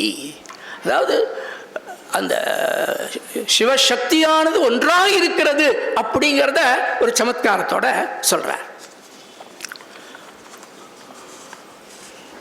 அதையே இன்னும் கொஞ்சம் ஒரு பரிகாசம் மாதிரியும் சொல்றார். வைராக்கிய சதகத்தில் சொல்றார், பார்வதியும் பரமேஸ்வரன் நமக்குள்ள சண்டையே வேண்டாம் அப்படின்னு ஒரு தீர்மானம் பண்ணி ஒன்னா ஆயிட்டலாம். ஆனா பின்னாடி என்னாச்சு? ரெண்டு பேரும் சண்டை போட்டாலாம். எப்படிங்கிற கலக கதாபி மாஸ்து இதி. ஒரு பொழுதும் கலக வேண்டாம் நம்ம ரெண்டு பேருக்குள்ள. கலித ஷரீர ஐக்கியோ சிவயோ, ஒன்றாக இணைந்ததான சிவன் பார்வதி ரெண்டு பேரும் ஒரு தீர்மானம் பண்ணிட்டா நம்ம ரெண்டு பேருக்குள்ள கலகம் கிடையாது அப்படின்னு. ஆனா அகமஸ்மி அகமஸ்மி இது பிராப்த கலஹ மமத்ராணே. இவர் போய் பிரார்த்தனை பண்றார், என்ன காப்பாத்துங்கோ அப்படின்னு. உடனே பார்வதி சொல்றா, நான் போய் காப்பாத்துறேன். அகமஸ்மி, அவரை காப்பாத்துறதுக்கு என்னுடைய பக்தனவன், அவனை காப்பாத்துறதுக்கு நான் இருக்கேன் அப்படின்னு முந்திக் கொண்டு வருகிறாள் பார்வதி தேவி. உடனே அகமஸ்மி, நான் இருக்கேன், அவரை நான் காப்பாத்துறேன் அப்படின்னு சிவன் பரமேஸ்வரன் முன்னிட்டு வர்றாராம். அகமஸ்மி அகமஸ்மி இது மமத்ராணே, என்ன காப்பாத்துறதுக்காக ஒவ்வொருத்தரும் போட்டா போட்டி போட்டு வந்துட்டு இருக்கா. அதுக்குள்ள கலகம் வந்துடுத்துவா ரெண்டு பேருக்குள்ளும். முன்னாடி என்ன சங்கல்பம், நம்ம ரெண்டு பேருக்குள்ள கலகம் வேண்டான்னு நினைச்சா என் பொருட்டு அவ ரெண்டு பேரும் கலகம் பண்ணிட்டாளே, அவளுக்குள்ள கலகம் வந்துடுத்தே அப்படிங்கிற இதே அர்த்தநாரீஸ்வரரை பத்தி தான் ஒரு சமத்காரமாக வேறு ஒரு பாணியில சொன்னார். இதையே கொஞ்சம் பிரௌடமாகவும் சாஸ்திர ரீதியாகவும் சொல்றார் சிவலீலார்ணவத்தில். சவ்யம் வபுஹு சப்தமயம் புராரே அர்த்தாத்மகம் தட்சிணம் ஆமனந்தி அங்கம் ஜெகன் மங்களமைஸ்வரம் தத் அர்ஹந்தி காவ்யம் கதமல்ப புண்ணியா. தேவியானவள் சப்தஸ்வரூபமா இருக்கா, ஈஸ்வரனான பரமேஸ்வரனான அர்த்தஸ்வரூபமா இருக்கா. எப்படி வாகர்த்தாவிவ சம்பிருக்தோ அதுல பார்வதி பரமேஸ்வரோ சொன்னாரோ, வாக்காக தேவியும் அதனுடைய அர்த்தமாக பரமேஸ்வரனும் இருக்காளோ அப்படிப்பட்டது. இது எதுக்காக இருக்கு, இதன் மூலமாக கவிகள் என்ன பண்றா, காவியங்களை எழுதுகிறார்கள். அது எதுக்காக எழுதுறா, லோகக்ஷேமார்த்தம். அப்படிப்பட்டதான காவியங்களை படிக்கணும்னு சொன்னா பெரிய புண்ணியம் பண்ணியிருக்கணும். கொஞ்சம் புண்ணியம் பண்ணியிருந்தா போறாது. அல்ப புண்ணியாக கதம் காவியம் அருகந்தினா, காவியம் பண்றதுக்கு கொஞ்சம் தான் புண்ணியம் பண்ணியிருக்கானாலும் போராது, காவியத்தை படிக்கணும்னு சொன்னாலும் கொஞ்சம் புண்ணியம் பண்ணியிருந்தா போராது, நிறைய புண்ணியம் பண்ணியிருக்கணும். அப்படிங்க இங்க காளிதாசனுடையதான வாகர்த்தாவிவ சம்பிருக்தோ வாகர்த்த பிரதிபத்தையே ஜெகதப்பிதரோ வந்தே பார்வதி பரமேஸ்வரோங்கிறதான அந்த அர்த்தத்தையும், அங்கேயும் அர்த்தநாரீஸ்வரர் தான், அந்த அர்த்தத்தையும் எடுத்துட்டார். சௌந்தர்ய லகரியில கடைசியில முதல் ஸ்லோகத்துல கடைசி வரியில சொல்றான் என்ன, பிரணந்தும் ஸ்தோதும் வா கதம் அகிருத புண்ணியா அகிருத புண்ணிய பிரபவதி அப்படின்னு. ஸோ பகவானை நினைக்கணும்னு சொன்னாலே, ஸ்மரிக்கணும்னு சொன்னாலே புண்ணியம் பண்ணியிருக்கணும். அப்படின்னா காவியங்களை படிக்கணும்னு சொன்னால், அதை ரசிக்கணும்னு சொன்னால் பரம புண்ணியம் பண்ணியிருக்கணும். இங்கே இருக்கக்கூடியதான அனைவரும் பரம புண்ணியவான்கள் அப்படிங்கிறது நீலகண்ட தீட்சனுடையதான வாக்கிலேருந்து வருது. இப்போ நான் எடுத்துட்டதான தலைப்பு வைராக்கிய சத்தத்தை பற்றி சொல்லலாம். வெளியிடப்பட்ட புத்தகம் சாந்தி விலாசம். இப்போ சாந்தி விலாசத்துக்கும் வைராக்கிய சதகத்துக்கும் சம்பந்தம் இருக்கா, ஆரம்பத்திலே சம்பந்தம் இருக்குன்னு சொன்னேன். இதுல எந்த சூழ்நிலையில எழுதினார் நீலகண்ட தீட்சிதர், வைராக்கிய சதகத்தை எந்த சூழ்நிலையில் எழுதினார், நான் அதே மாதிரி சாந்தி விலாசத்தை என்ன மாதிரியான சூழ்நிலையில் எழுதினார்.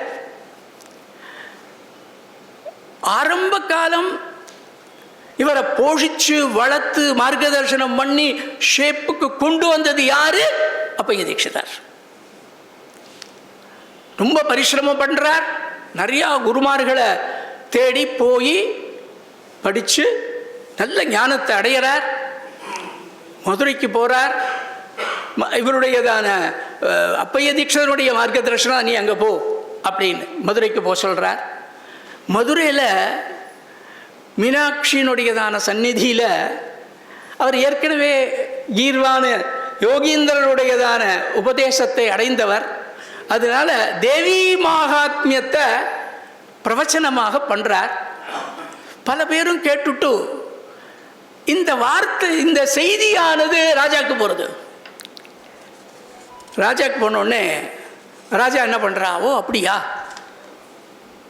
நல்ல ஒரு வித்வானாக இருக்கான் அப்படின்னு சொன்னால் தன்னுடைய அவையில் பண்டித சபையில் அவளை சேர்த்துப்பான். அதே மாதிரி இவரை என்ன பண்ணலாம் அப்படிங்கிறதுக்காக அவர் ராஜா ஒரு நாளைக்கு பண்டிதாலாம் கூப்பிட்றார். முன்னாடி சமஸ்யா பூரணம்லாம் இருக்கும், காளிதாசனுடைய இதிலெல்லாம் சொல்லுவான். இங்கே என்னென்னா திடீர்னு ஒரு சந்தேகத்தை இந்த பாண்டியராஜன் ஒரு சந்தேகம் கேட்டான்னு வந்தது இல்லையா, பெண்களுக்கெல்லாம் கூந்தலில் சுயமாகவே அந்த வாசனை இருக்குமா இல்லையா, அது மாதிரி காக்கா காக்கான்னு கத்தின்னு இருக்கு. இந்த காக்கைங்கிற சப்தம் எப்படி வந்தது அப்படின்னு இந்த பண்டிதர்களுக்கு முன்னாடி வச்சானா.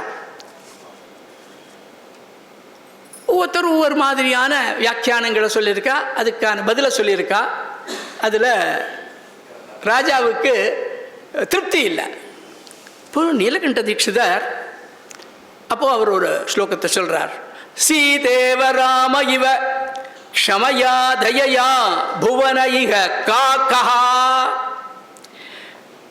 இத்யாத்ம கோஷ வச்சசா தஜ்ஜாதீயானாம் ததைவ சப்ஞாசீத். ராமாயணத்தில் நடந்ததான ஒரு சம்பவத்தை எடுத்துக்கிறார். இந்திரனுடைய புத்திரனாய ஜெயந்தன் சீதைய ஒரு காக்கா வடிவில் பக்ஷி வடிவில் வந்து சீதையை கொத்துறான். மடியில் ராமன் சயனம் பண்ணிட்டு இருக்கார், தூங்கிட்டு இருக்கார். அவருக்கு டிஸ்டர்ப் ஆகக்கூடாதுன்னு ரொம்ப பொறுமையா இருந்துட்டு இருக்கா. அப்புறம் எழுந்துட்டு இது மாதிரி பண்ணினான்னு ஒன்று அவனை தண்டிக்கிறதுக்காக ஒரு புல்லை ஆயுதமாக எடுத்து போட்டார். அதனால தான் தமிழில் ஒரு வல்லவனுக்கு புல்லும் ஆயுதம்ங்கிறது இந்த ஒரு சம்பவத்திலேருந்து வந்தது தான். போட்டார்.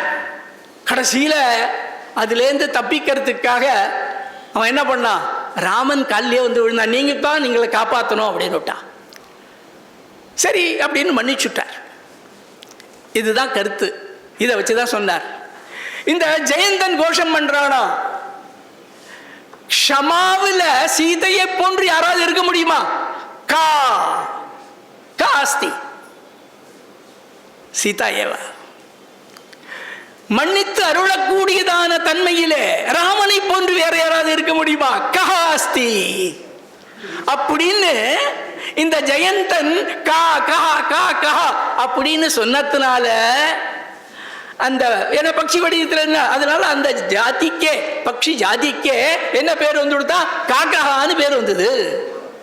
அப்படின்னு ஒரு சமத்காரமாக சொன்னதுனால இவருடையதான புத்தி சாருத்தியத்தை பார்த்துட்டு ராஜா என்ன பண்ணா, என்னுடைய அவைக்கு வா அப்படின்னு சொல்லி அவையில சேர்த்துண்டா. அப்புறம் அப்போ இருக்கும் பொழுது பல காவியங்கள் எல்லாம் எழுதுறார். இப்போ இந்த ஸ்லோகம் தான் ராஜகாரியத்தில் பிரவர்த்திக்கு உதவியது. ஆனால் காலப்போக்கில் என்னாச்சு அப்படின்னு சொன்னா, ஒரு அலுப்பு தட்டி போச்சு. என்னத்தினால அப்படின்னா, ராஜா என்ன தந்தாலும் ராஜா இல்லை, அதனால மந்திரிகளை கொஞ்சம் மரியாதை இல்லாமல் நடத்தக்கூடியது, அது மாதிரி எல்லாம் நடந்திருக்கு. இப்போ நிவர்த்திக்கான எனக்கு இந்த ராஜ வேலையே வேண்டாம் அப்படின்னு போறதுக்கான காரணம் என்ன அப்படின்னா, ஏதோ அவரை இன்சல்ட் பண்ணக்கூடியதான சந்தர்ப்பங்கள் நிகழ்வுகள் நடந்திருக்கு. அதனாலதான் அவருக்கு ஒரு வைராகியம், இனிமே வேண்டாம் நமக்கு அப்படிங்கிறதான ஒரு வைராகியம் வந்துடுத்து அவருக்கு. இன்னும் ஒரு நிகழ்ச்சியானது நடந்தது. அதை மகாபெரிவா தெய்வத்தின் குரல்ல சொல்லியிருக்கா. அதாவது திருமலை நாயக்கன் ஒரு பெரிய மண்டபம் கட்டுறான். திருமலை நாயக்கன் மஹால்னு இப்போ போய் பார்க்குறோம். அங்க அந்த மஹால்ல திருமலை நாயக்கனுடையதான உருவச்சிலையும் இருக்கு, அவனுடைய மனைவியினுடைய உருவச்சிலை. இதை பண்ணணும், சிற்பிகள் பண்ணிட்டு இருக்கா. திருமலை நாயக்கனுடைய உருவச்சிலை சரியா வந்துடுத்து. ஆனால் அவனுடைய மனைவியினுடையதான உருவச்சிலையை பண்ணுகின்ற பொழுது ஊரு பாகத்தில் தொடை பகுதியில் முதல் வாட்டி ஒரு கல்லை எடுத்து பண்ணுறான். பார்த்தா அந்த தொடை பகுதியில் அந்த இடத்துல ஒரு சின்னமாகிடுது, ஒரு பின்னம் மாதிரி வருது. சரி, கல் சரியில்லை போல இருக்குன்னு சொல்லிட்டு வேற ஒரு கல்லை செலக்ட் பண்ணி பண்ணுறான். அது மாதிரி பல கற்களை மாற்றி மாற்றி செஞ்சாலும் அந்த ஒரு பர்டிகுலர் இடத்துல அந்த சின்னமானது ஆறுது. அப்போ மகாமந்திரியாக இருக்கக்கூடியவர் நீலகண்ட தீட்சிதர். அவர் எல்லாத்தையும் பார்க்குறாரு, எல்லாம் என்ன வேலையெல்லாம் நடந்துட்டுருக்கான். அப்போ இந்த சிற்பி போய் நீலகண்ட தீட்சிதர்கிட்ட சொல்கிறார், இது மாதிரி நான் பண்ணினேன், அந்த தேவியினுடையதான அந்த உருவச்சிலை பண்ணுகின்ற பொழுது தொடையிலே ஒரு பின்னம் வருகிறது, எல்லா கல்லுலையும் நான் பண்ணி பார்த்துட்டேன் அப்படின்னு. அவர் யோசிச்சுட்டு அப்படியே இருக்கட்டப்பா, ஏன்னா அந்த பகுதியில் ஏதோ ஒரு மச்சமோ அல்லது ஒரு வடுவோ இருக்கும், அதனால அது அப்படியே இருக்கட்டும், நீ கவலைப்படாத அப்படின்னு சொல்லிட்டு போயிட்டார். அதுக்கப்புறம் ராஜா எல்லாத்தையும் சரியாக நடந்துட்டு இருக்கான்னு பார்க்கறதுக்காக வரான். இந்த சிலையை பார்க்குறான். பார்க்கும்பொழுது அவனுடைய சிலை நல்லா இருக்கு, ராணியினுடைய சிலையில் அந்த தொடைப்பகுதியில் ஒரு பின்னம் இருக்கு. உடனே ராஜா கேட்குறேன், ஏன் இது மாதிரி இருக்கு, சரியா பண்ணல அப்படின்னு. இல்லை இது மாதிரி பண்ணணும், நடந்ததான விஷயங்களை சொல்கிறான். நீலகண்ட தீட்சிதர் என்ன சொன்னார், தேவியினுடையதான தொடைப்பகுதியில் மச்சமோ அல்லது ஒரு வடுவோ இருக்கணும்னு சொன்னார் அப்படின்னு. அவனுக்கு உடனே விபரீதமான எண்ணம் வந்துடுத்து. தேவிக்கும் இவருக்கும் ஏதோ கள்ள உறவு இருக்கிறது அப்படிங்கிறதான ஒரு எண்ணம். உடனே என்ன பண்றான், அவரை ஐஸ்வர்யத்துக்காக ஆட்களை அனுப்புறான். ஆட்கள் வந்தார்னு தெரிஞ்ச உடனே அவருக்கு தெரிஞ்சு போச்சு, பூஜையில் இருக்கார் அவர். ஆட்கள் வந்திருக்கா, ராஜா யாராவது ஒரு சேவகன் இந்த மாதிரி ராஜா கூப்பிட்டுருக்காருன்னு சொன்ன, ஒரு பட்டனே வந்திருக்கா. ஒரு உடனே என்ன அப்படின்னா, ராஜா வர சொன்னார், பூஜையில் இருக்கேன் சொல்லுங்க, நான் வரேன்னு சொல்லுங்க அப்படின்னு சொல்லி அனுப்பிச்சுட்டார். ஆனால் இவர் ஞானியாச்சு, அவருக்கு தெரிஞ்சது இந்த சொற்களானது அவனுக்கு சந்தேகத்தை எழுப்பி இருக்கிறது. அப்படிங்கிறதுனால தன்னைத்தானே ஒரு பனிஷ்மெண்ட்டை கொடுத்துட்டாருன்னு. பூஜையில் இருக்கும் பொழுது அந்த கற்பூரத்தினாலே கண்ணை சுட்டுக்கொண்டார் அப்படின்னு. இந்த செய்தியானது மன்னன்ட்ட போகிறது. உடனே மந்திரிகளை கூப்பிட்டு கேட்குறான். அப்போது மந்திரிகள் சொல்கிறா, ராஜா நீங்கள் தப்பு பண்ணிட்டாள், அவர் பெரிய ஞானி, பெரிய மகான், சாஸ்திர ரீதியாக அதை அணுகி அந்த பதிலை சொல்லியிருக்கார். ஆனால் நீங்கள் என்ன பண்ணிவிட்டீங்க, தவறாக புரிந்து கொண்டு விட்டீர்கள், அவர்கிட்ட நீங்கள் மன்னிப்பு கேட்கணும் அப்படி. கேட்கலான்னு போனால் அதுக்கு முன்னாடி அவர் தன்னை தண்டித்து கொண்டு விட்டார். அப்புறம் இவன் மன்னிப்பை கேட்குறான். அப்புறம் மீனாட்சி ஸ்தவம் பாடி அவருக்கு மீண்டும் கண்கள் ஆனந்த சாகர ஸ்தவத்தை பாடினார், அவருக்கு கண்கள் கிடைச்சது. இப்போ இந்த நிகழ்வு இருக்கு இல்லையா, அவர் மனதை ரொம்ப பாதிச்சிடுச்சு. நம்ம பேரில் அதாவது ஒரு கேரக்டர் அசாசினேஷன் சொல்லுவோமே, நம்மளுடைய குணம் இத்தனை நாள் பழகியிருக்கோம், ஒரு நாள் 2 நாள் இல்லை, எத்தனை ஆண்டுகளாக அவனுக்காக நாம் உழைத்திருக்கிறோம், பழகியிருக்கிறோம். ஆனால் நம்ம பேரில் ஒரு அவநம்பிக்கை ஏற்பட்டு விட்டது. அப்படிங்கிறது அவருடைய மனதை ரொம்ப பாதிச்சிருச்சு. அதனால தான் அவர் என்ன பண்ணுறார், சரி இனிமே வேண்டான். இது ஒரு எப்படியெல்லாம் இல்ட்ரீட் பண்ணியிருக்காங்கிறதுக்கு அவரே சொல்லியிருக்கார், சாந்தி விலாசத்தை சொல்கிறார். இவரோ பெரிய சாஸ்திரங்களெல்லாம் படித்தவர். ராத்திரியில் ராஜாவுக்கு தூக்கம் வரலன்னா கதை சொல்லுன்னு சொல்லிட்டு இருக்கான். அப்போ இவருக்கு மனசுல, நான் படித்த படிப்பு இதுக்கான எவ்வளவு சிரமப்பட்டிருக்கேன், எவ்வளவு குருமார்களை பார்த்து அவளுக்கு சுശ്രൂஷையெல்லாம் பண்ணி நான் இந்த ஞானத்தை அடைஞ்சிருக்கேன். ஆனா இந்த ஞானம் எதுக்காக இருக்கிறது, இந்த ராஜாவுக்கு தூக்கம் வரல, அவனுக்காக சொல்றதுக்காக, கதை சொல்றதுக்காக இருக்கேன் அப்படின்னு நொந்து கொண்டு இருக்கிறார். ஆ கௌமாராத் சின்ன குழந்தையா இருக்கிறதுலேருந்து சிறு வயதில் இருந்து குரு சரண சுஸ்ரூஷயா, குருமார்களுக்கு சுஸ்ரூஷ பண்ணி, சுஸ்ரூஷயா வித்யா அப்படின்னு இருக்கு, பண்ணி பிரம்ம வித்யாசு ஆஸ்தாயாஸ்தாம் மஹதீம் அர்ஜிதம் கௌசலம், சாமர்த்தியம், அந்த சாஸ்திரங்கள்ல இருக்கக்கூடிய விஷயங்கள் நுட்பங்களை எல்லாம் நான் சம்பாதிச்சுட்டேன், தெரிஞ்சு கொண்டேன், ரொம்ப பரிசிரமப்பட்டு நான் தெரிஞ்சு கொண்டேன். ஆனா நித்ராயேதோ நிஷி நிஷி கதா ஷிண்வதாம் பார்த்திவானாம், ராஜா என்ன பண்றான், ஒவ்வொரு நாளும் ராத்திரி வா கதையை சொல்லு கதையை சொல்லுன்னு சொல்லிட்டு இருக்கான். காலக்ஷேப ஔபயிகமிதம், இப்படிதான் என்னுடைய காலம் ஓடிட்டு இருக்கு. சாஸ்திர சர்ச்சையா நான் எப்படியெல்லாம் சாஸ்திரங்கள்லாம் படிச்சேனோ அந்த சாஸ்திர சர்ச்சையாக காலக்ஷேபம் போகல, காலமானது போகல, கழியல. ஆனால் இந்த ராஜாவுக்கு அவன் தூங்கிறதுக்காக, நித்ரா ஏதோ அவன் தூங்கணுங்கிறதுக்காக, அவனை தூங்க பண்றதுக்காக என்னுடையதான இந்த படிப்புகள்லாம் இருக்கே அப்படிங்கிறதுனால கதம் பர்யணம் பர்யணம் சீத், எப்படி மாறி போச்சு பாருங்க. என்னுடையதான படிப்பானது, என்னுடையதான் நான் சம்பாதித்ததான அந்த ஞானமானது இன்னும் உயர்ந்ததான சிந்தனைகளை கொடுக்கக்கூடியதான நிலையில் இருக்க வேண்டும்.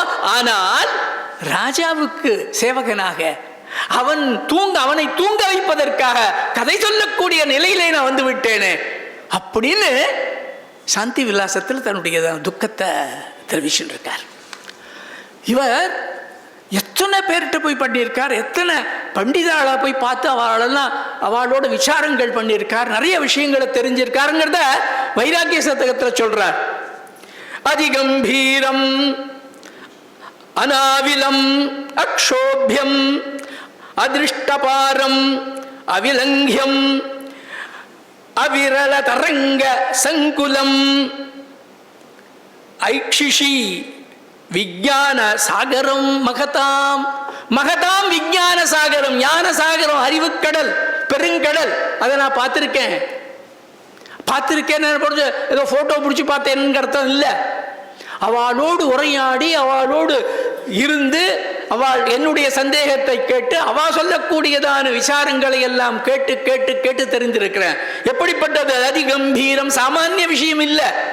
ஏதோ மேம்போக்காக வேம்புல் மேயறதுங்கிற மாதிரி இல்லை, ஆழ்ந்த நிலையில இருக்கக்கூடியது. அப்புறம் அதுல ஏதாவது நிறைய சொல்லிட்டு இருக்குமே, அதுல தப்பு இருக்குமா அப்படின்னா தப்பு இல்லாதது. அநாவிலம், எந்த விதமான குற்றமும் இல்லாதது. அக்ஷோபியம், அதை மாற்ற முடியாது, அந்த அளவுக்கு திருடமாக இருக்கக்கூடிய கருத்துக்கள். அதிருஷ்ட பாரம், எல்லையற்றது. அதுக்கு பாரம்னு சொன்னா எல்லை, கரை.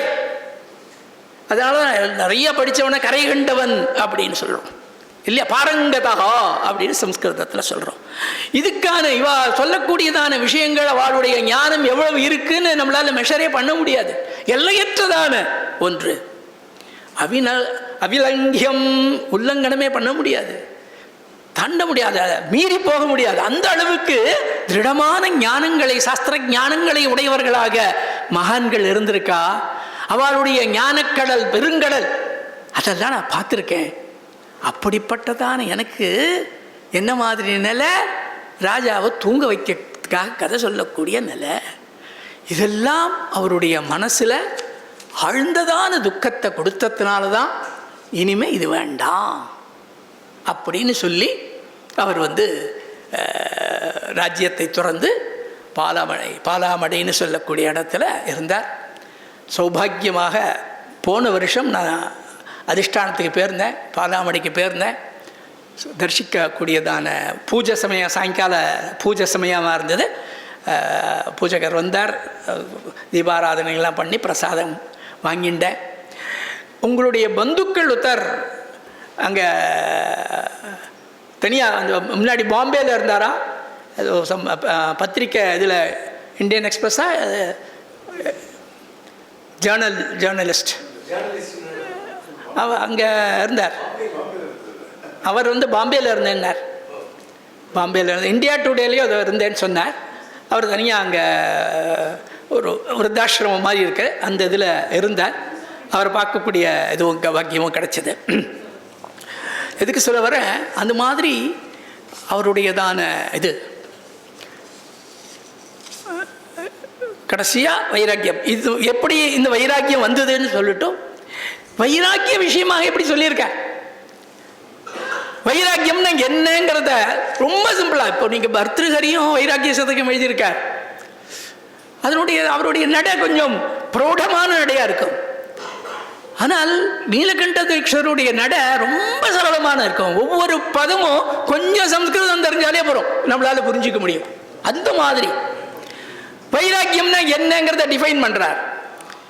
தி சச்சிவம் தைரியபலம் சங்கல்ப விரோதி சாந்திதனம் விஸ்வத்ரய விஷயமிதம் வைராக்கியம் நாம சாம்ராஜ்யம். வைராக்கியத்தை பெரிய சாம்ராஜ்யம்னு சொல்றார். சாம்ராஜ்யமாக இருந்ததுன்னா அதுக்கு என்னென்ன வேணும் அப்படின்னா, மந்திரிகள் வேணும் அவளுக்கு மார்க்க தரிசனம் காட்டுறதுக்கு. அடுத்தது நல்ல படை பலம் வேணும். அடுத்தது தனம் வேணும். அப்புறம் அவளுக்கு சுபாவமாக யார் இருப்பா, சத்துருக்கள் இருப்பா. அதே மாதிரி தான் இந்த வைராக்கியத்துக்கும் என்னன்னா தீஹி புத்தி வேணும். எதுக்கு? நித்தியானித்திய வஸ்து விவேகம் செய்யணும் இல்லையா? இது நித்தியம், இது அனித்தியம் அப்படிங்கிறத பாகுபடுத்தி பார்க்கக்கூடியதான புத்தி வேணும். தீ. அடுத்தது தைரியம். ரைட்டு, தீர்மானம் பண்ணிட்டேன், இது நித்தியம் இல்லை, இது அனித்தியம், அதனால அனித்தியத்தை விட வேண்டும், நித்தியத்தை பிடித்துக் கொள்ள வேண்டும், அதன்படி நான் போகணும் அப்படிங்கிறதான டெசிஷன் எடுக்கிறதுக்கு தைரியம் வேணும். அடுத்தது இது வரவிடாமல் என்ன பண்ணிட்டு இருக்கு, நம்ம ஆசை நம்மளை ஆசை காட்டிட்டே இருக்கு. இது அதெல்லாம் இல்லை, அனுபவிப்பா, அனுபவி ராஜா அனுபவி சொன்னாரு. அது மாதிரி நம்மளை தூண்டு கொண்டு இருக்கிறது. அதனால அதிலிருந்து நாம் என்ன பண்ணணும், தைரியமான முடிவு எடுக்கணும். எடுத்தோன்னு சொன்னால் மனசு நல்ல சாந்தி கொடுக்கும். அதுதான் நமக்கு தனம். அதனால இந்த வைராக்கியம்ங்கிறது ஒரு சாம்ராஜ்யம் மாறி அப்படிங்கிறத சொல்றார். எதை எடுத்தாலும் பயம் வந்துட்டே இருக்கும், எங்க இருந்தாலும். ராஜ்ஞோ பிப்யதி லோகாஹ ராஜானஃ புனரிதோபி வைரிப்யஹ ஆப்ரஹ்மணஹ கிருதாந்தாத்.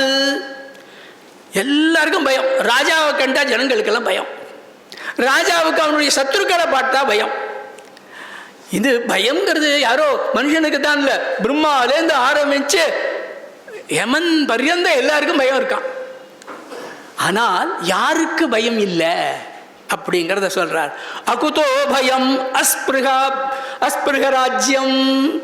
ஆசையற்றதான, இது வேணும் வேணும்னு இந்த பற்றற்ற நிலையை உடையதான இடம் எங்க இருக்கோ, யார் இருக்காளோ அவளுக்கு பயம் இல்லை அப்படின்னார். அததான் இன்னொரு ஸ்லோகத்தில் சொல்றார். பதது நபஹா ஸ்புடது மகி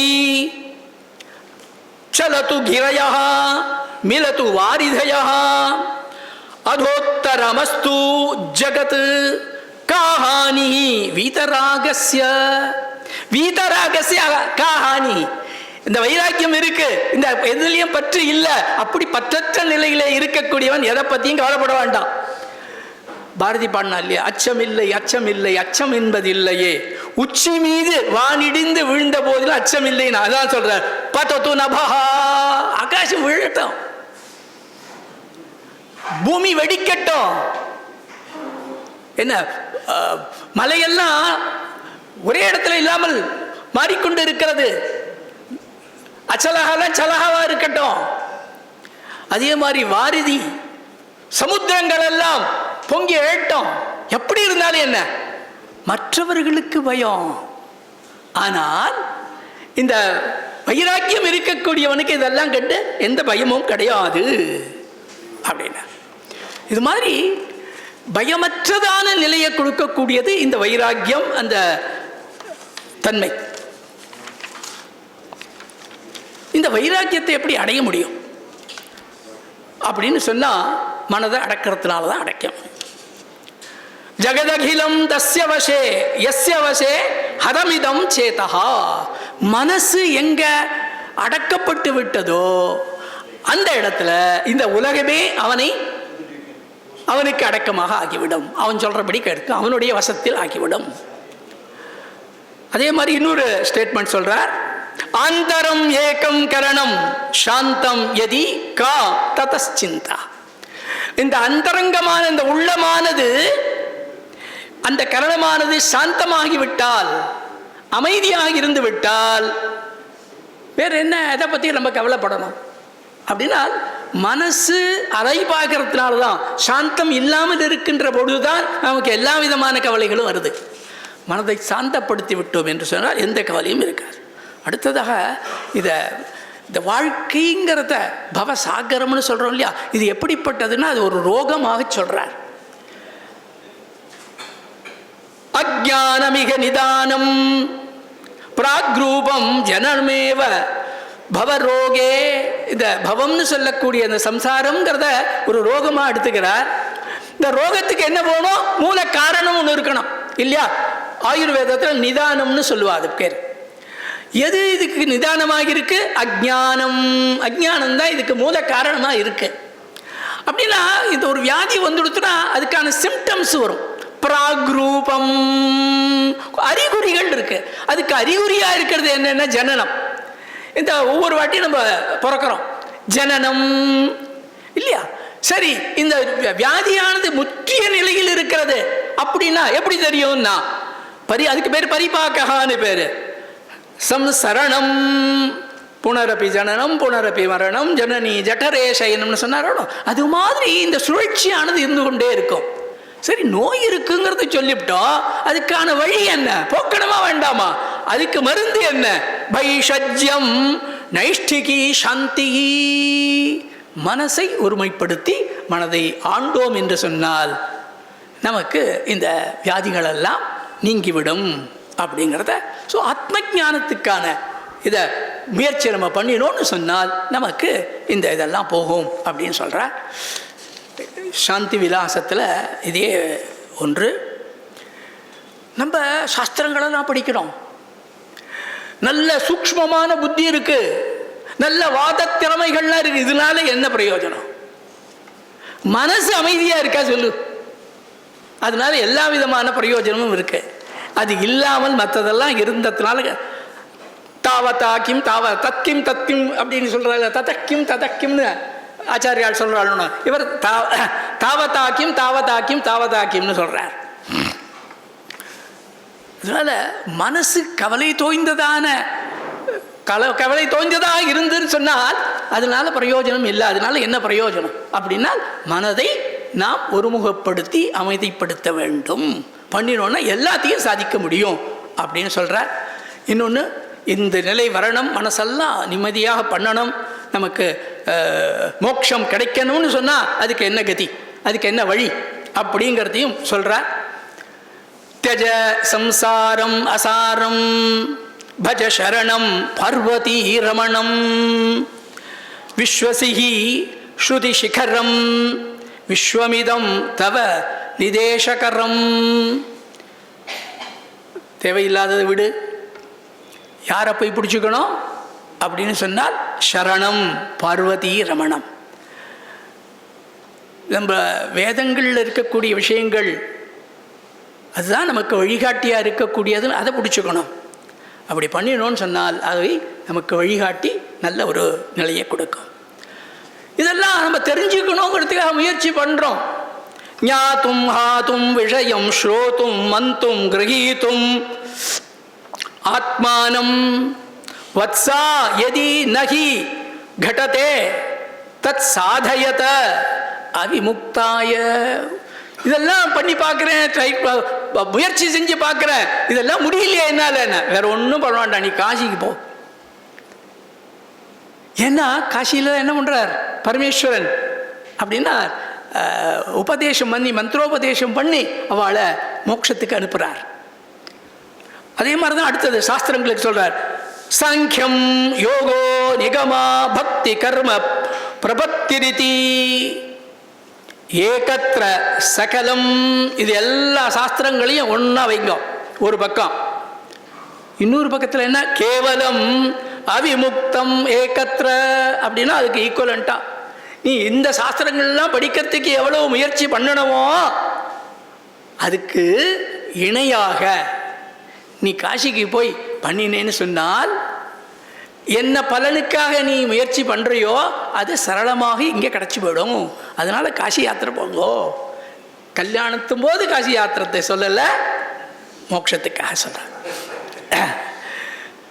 இவர் காசிக்கு போகணும் காசிக்கு போகணும்னு ரொம்ப பல இடங்கள் கங்காவதரணத்தில் சொல்கிறார்.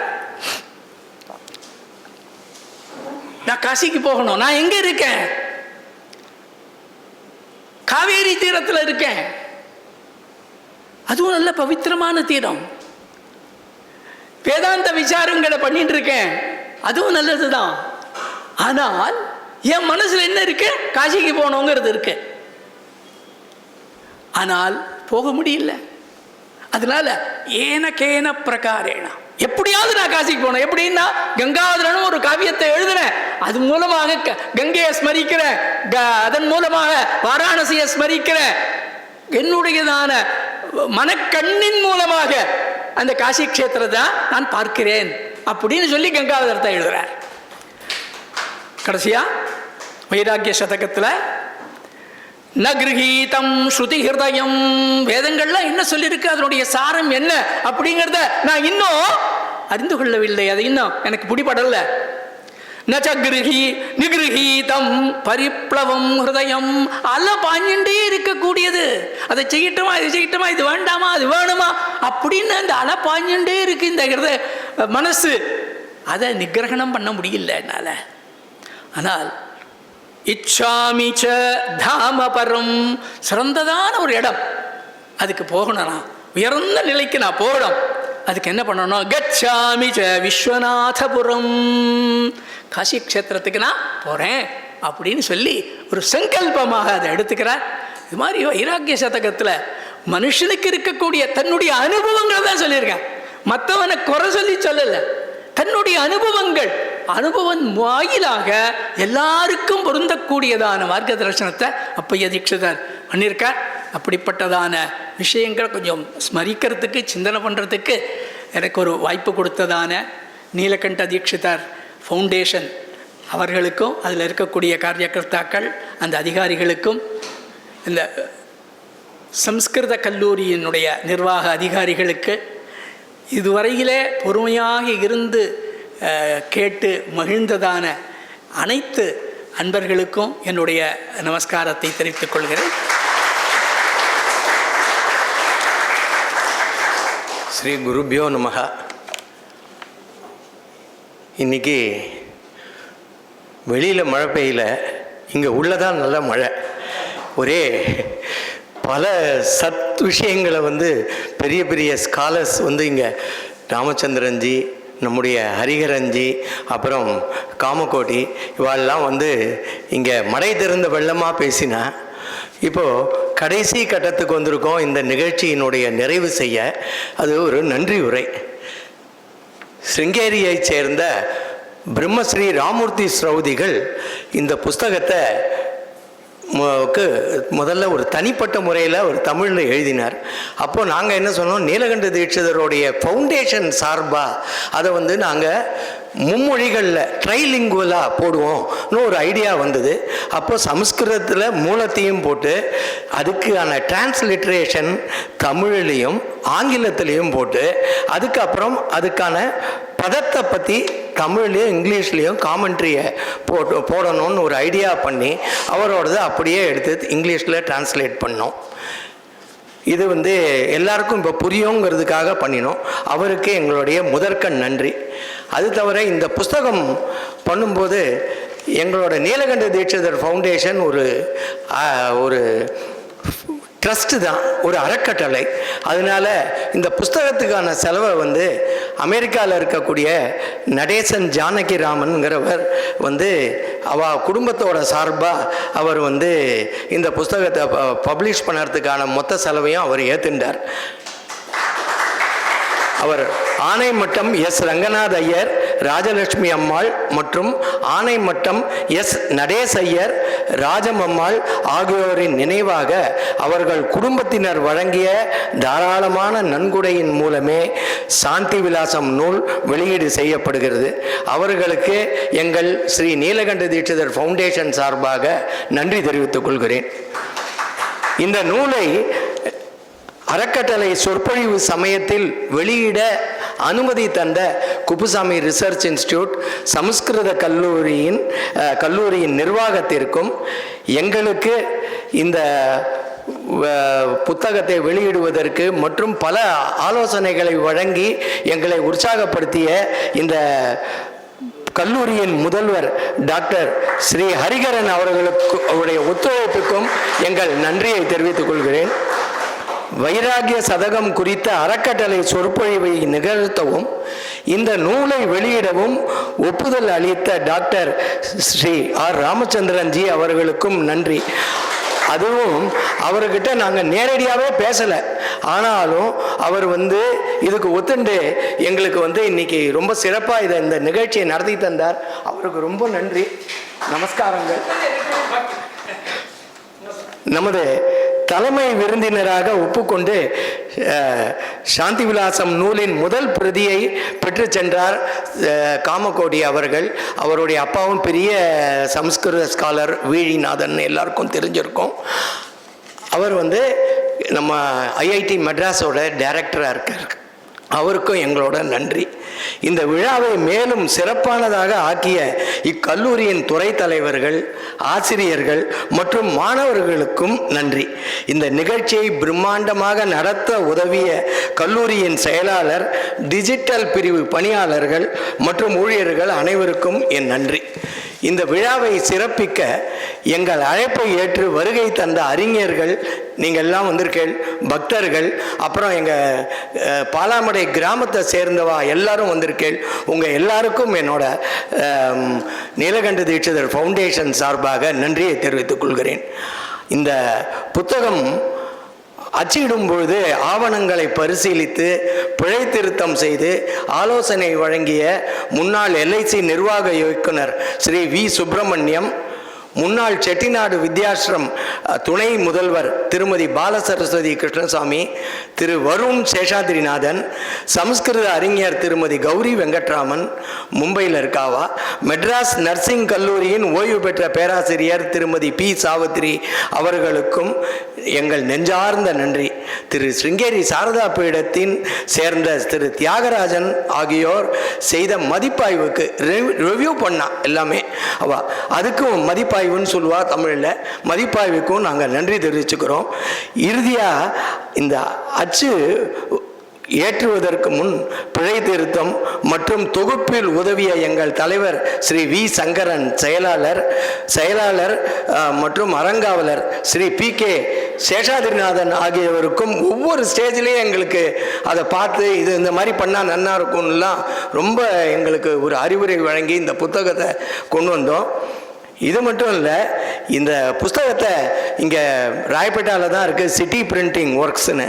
அவள் தான் இந்த புஸ்தகத்துக்கான டிசைனை வடிவமைச்சு தத்தாத்திரேயரோட ஃபோட்டோவை போட்டு ரொம்ப அழகாக பண்ணி உள்ளே இருக்கக்கூடிய கலர் படங்கள் எல்லாத்தையும் போட்டு புக்கை ஒரு அளவுக்கு அழகாக அதை ஜம்முன்னு டிசைன் பண்ணி பப்ளிஷ் பண்ணி அதுவும் டைமுக்கு கொடுத்தா.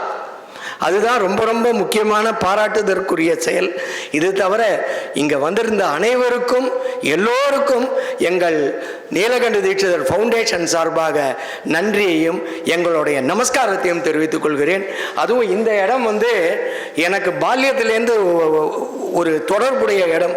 இந்த இடம் அப்போ அந்த காலத்தில் ஒரு வெறுமன சீமை ஓடு போட்டு தான் இருந்தது. அப்போது அந்த ஓடு போட்டு இந்த மண்டபம் இருந்தது. இங்கே சனிக்கிழமை கிவா ஜெகநாதனுடைய அசிஸ்டண்ட்டாக இருந்தார் நடராஜன் மஞ்சரி பத்திரிகைக்கு. அவர் இங்கே உட்காந்து பஜனை பண்ணுவார். இது காஞ்சி புது பெரியவான்னு சொல்கிற ஜெயேந்திர சரஸ்வதி சுவாமிகள் முதல்ல தோரைமங்கலம் வரைக்கும் பாடி ஆரம்பித்தது.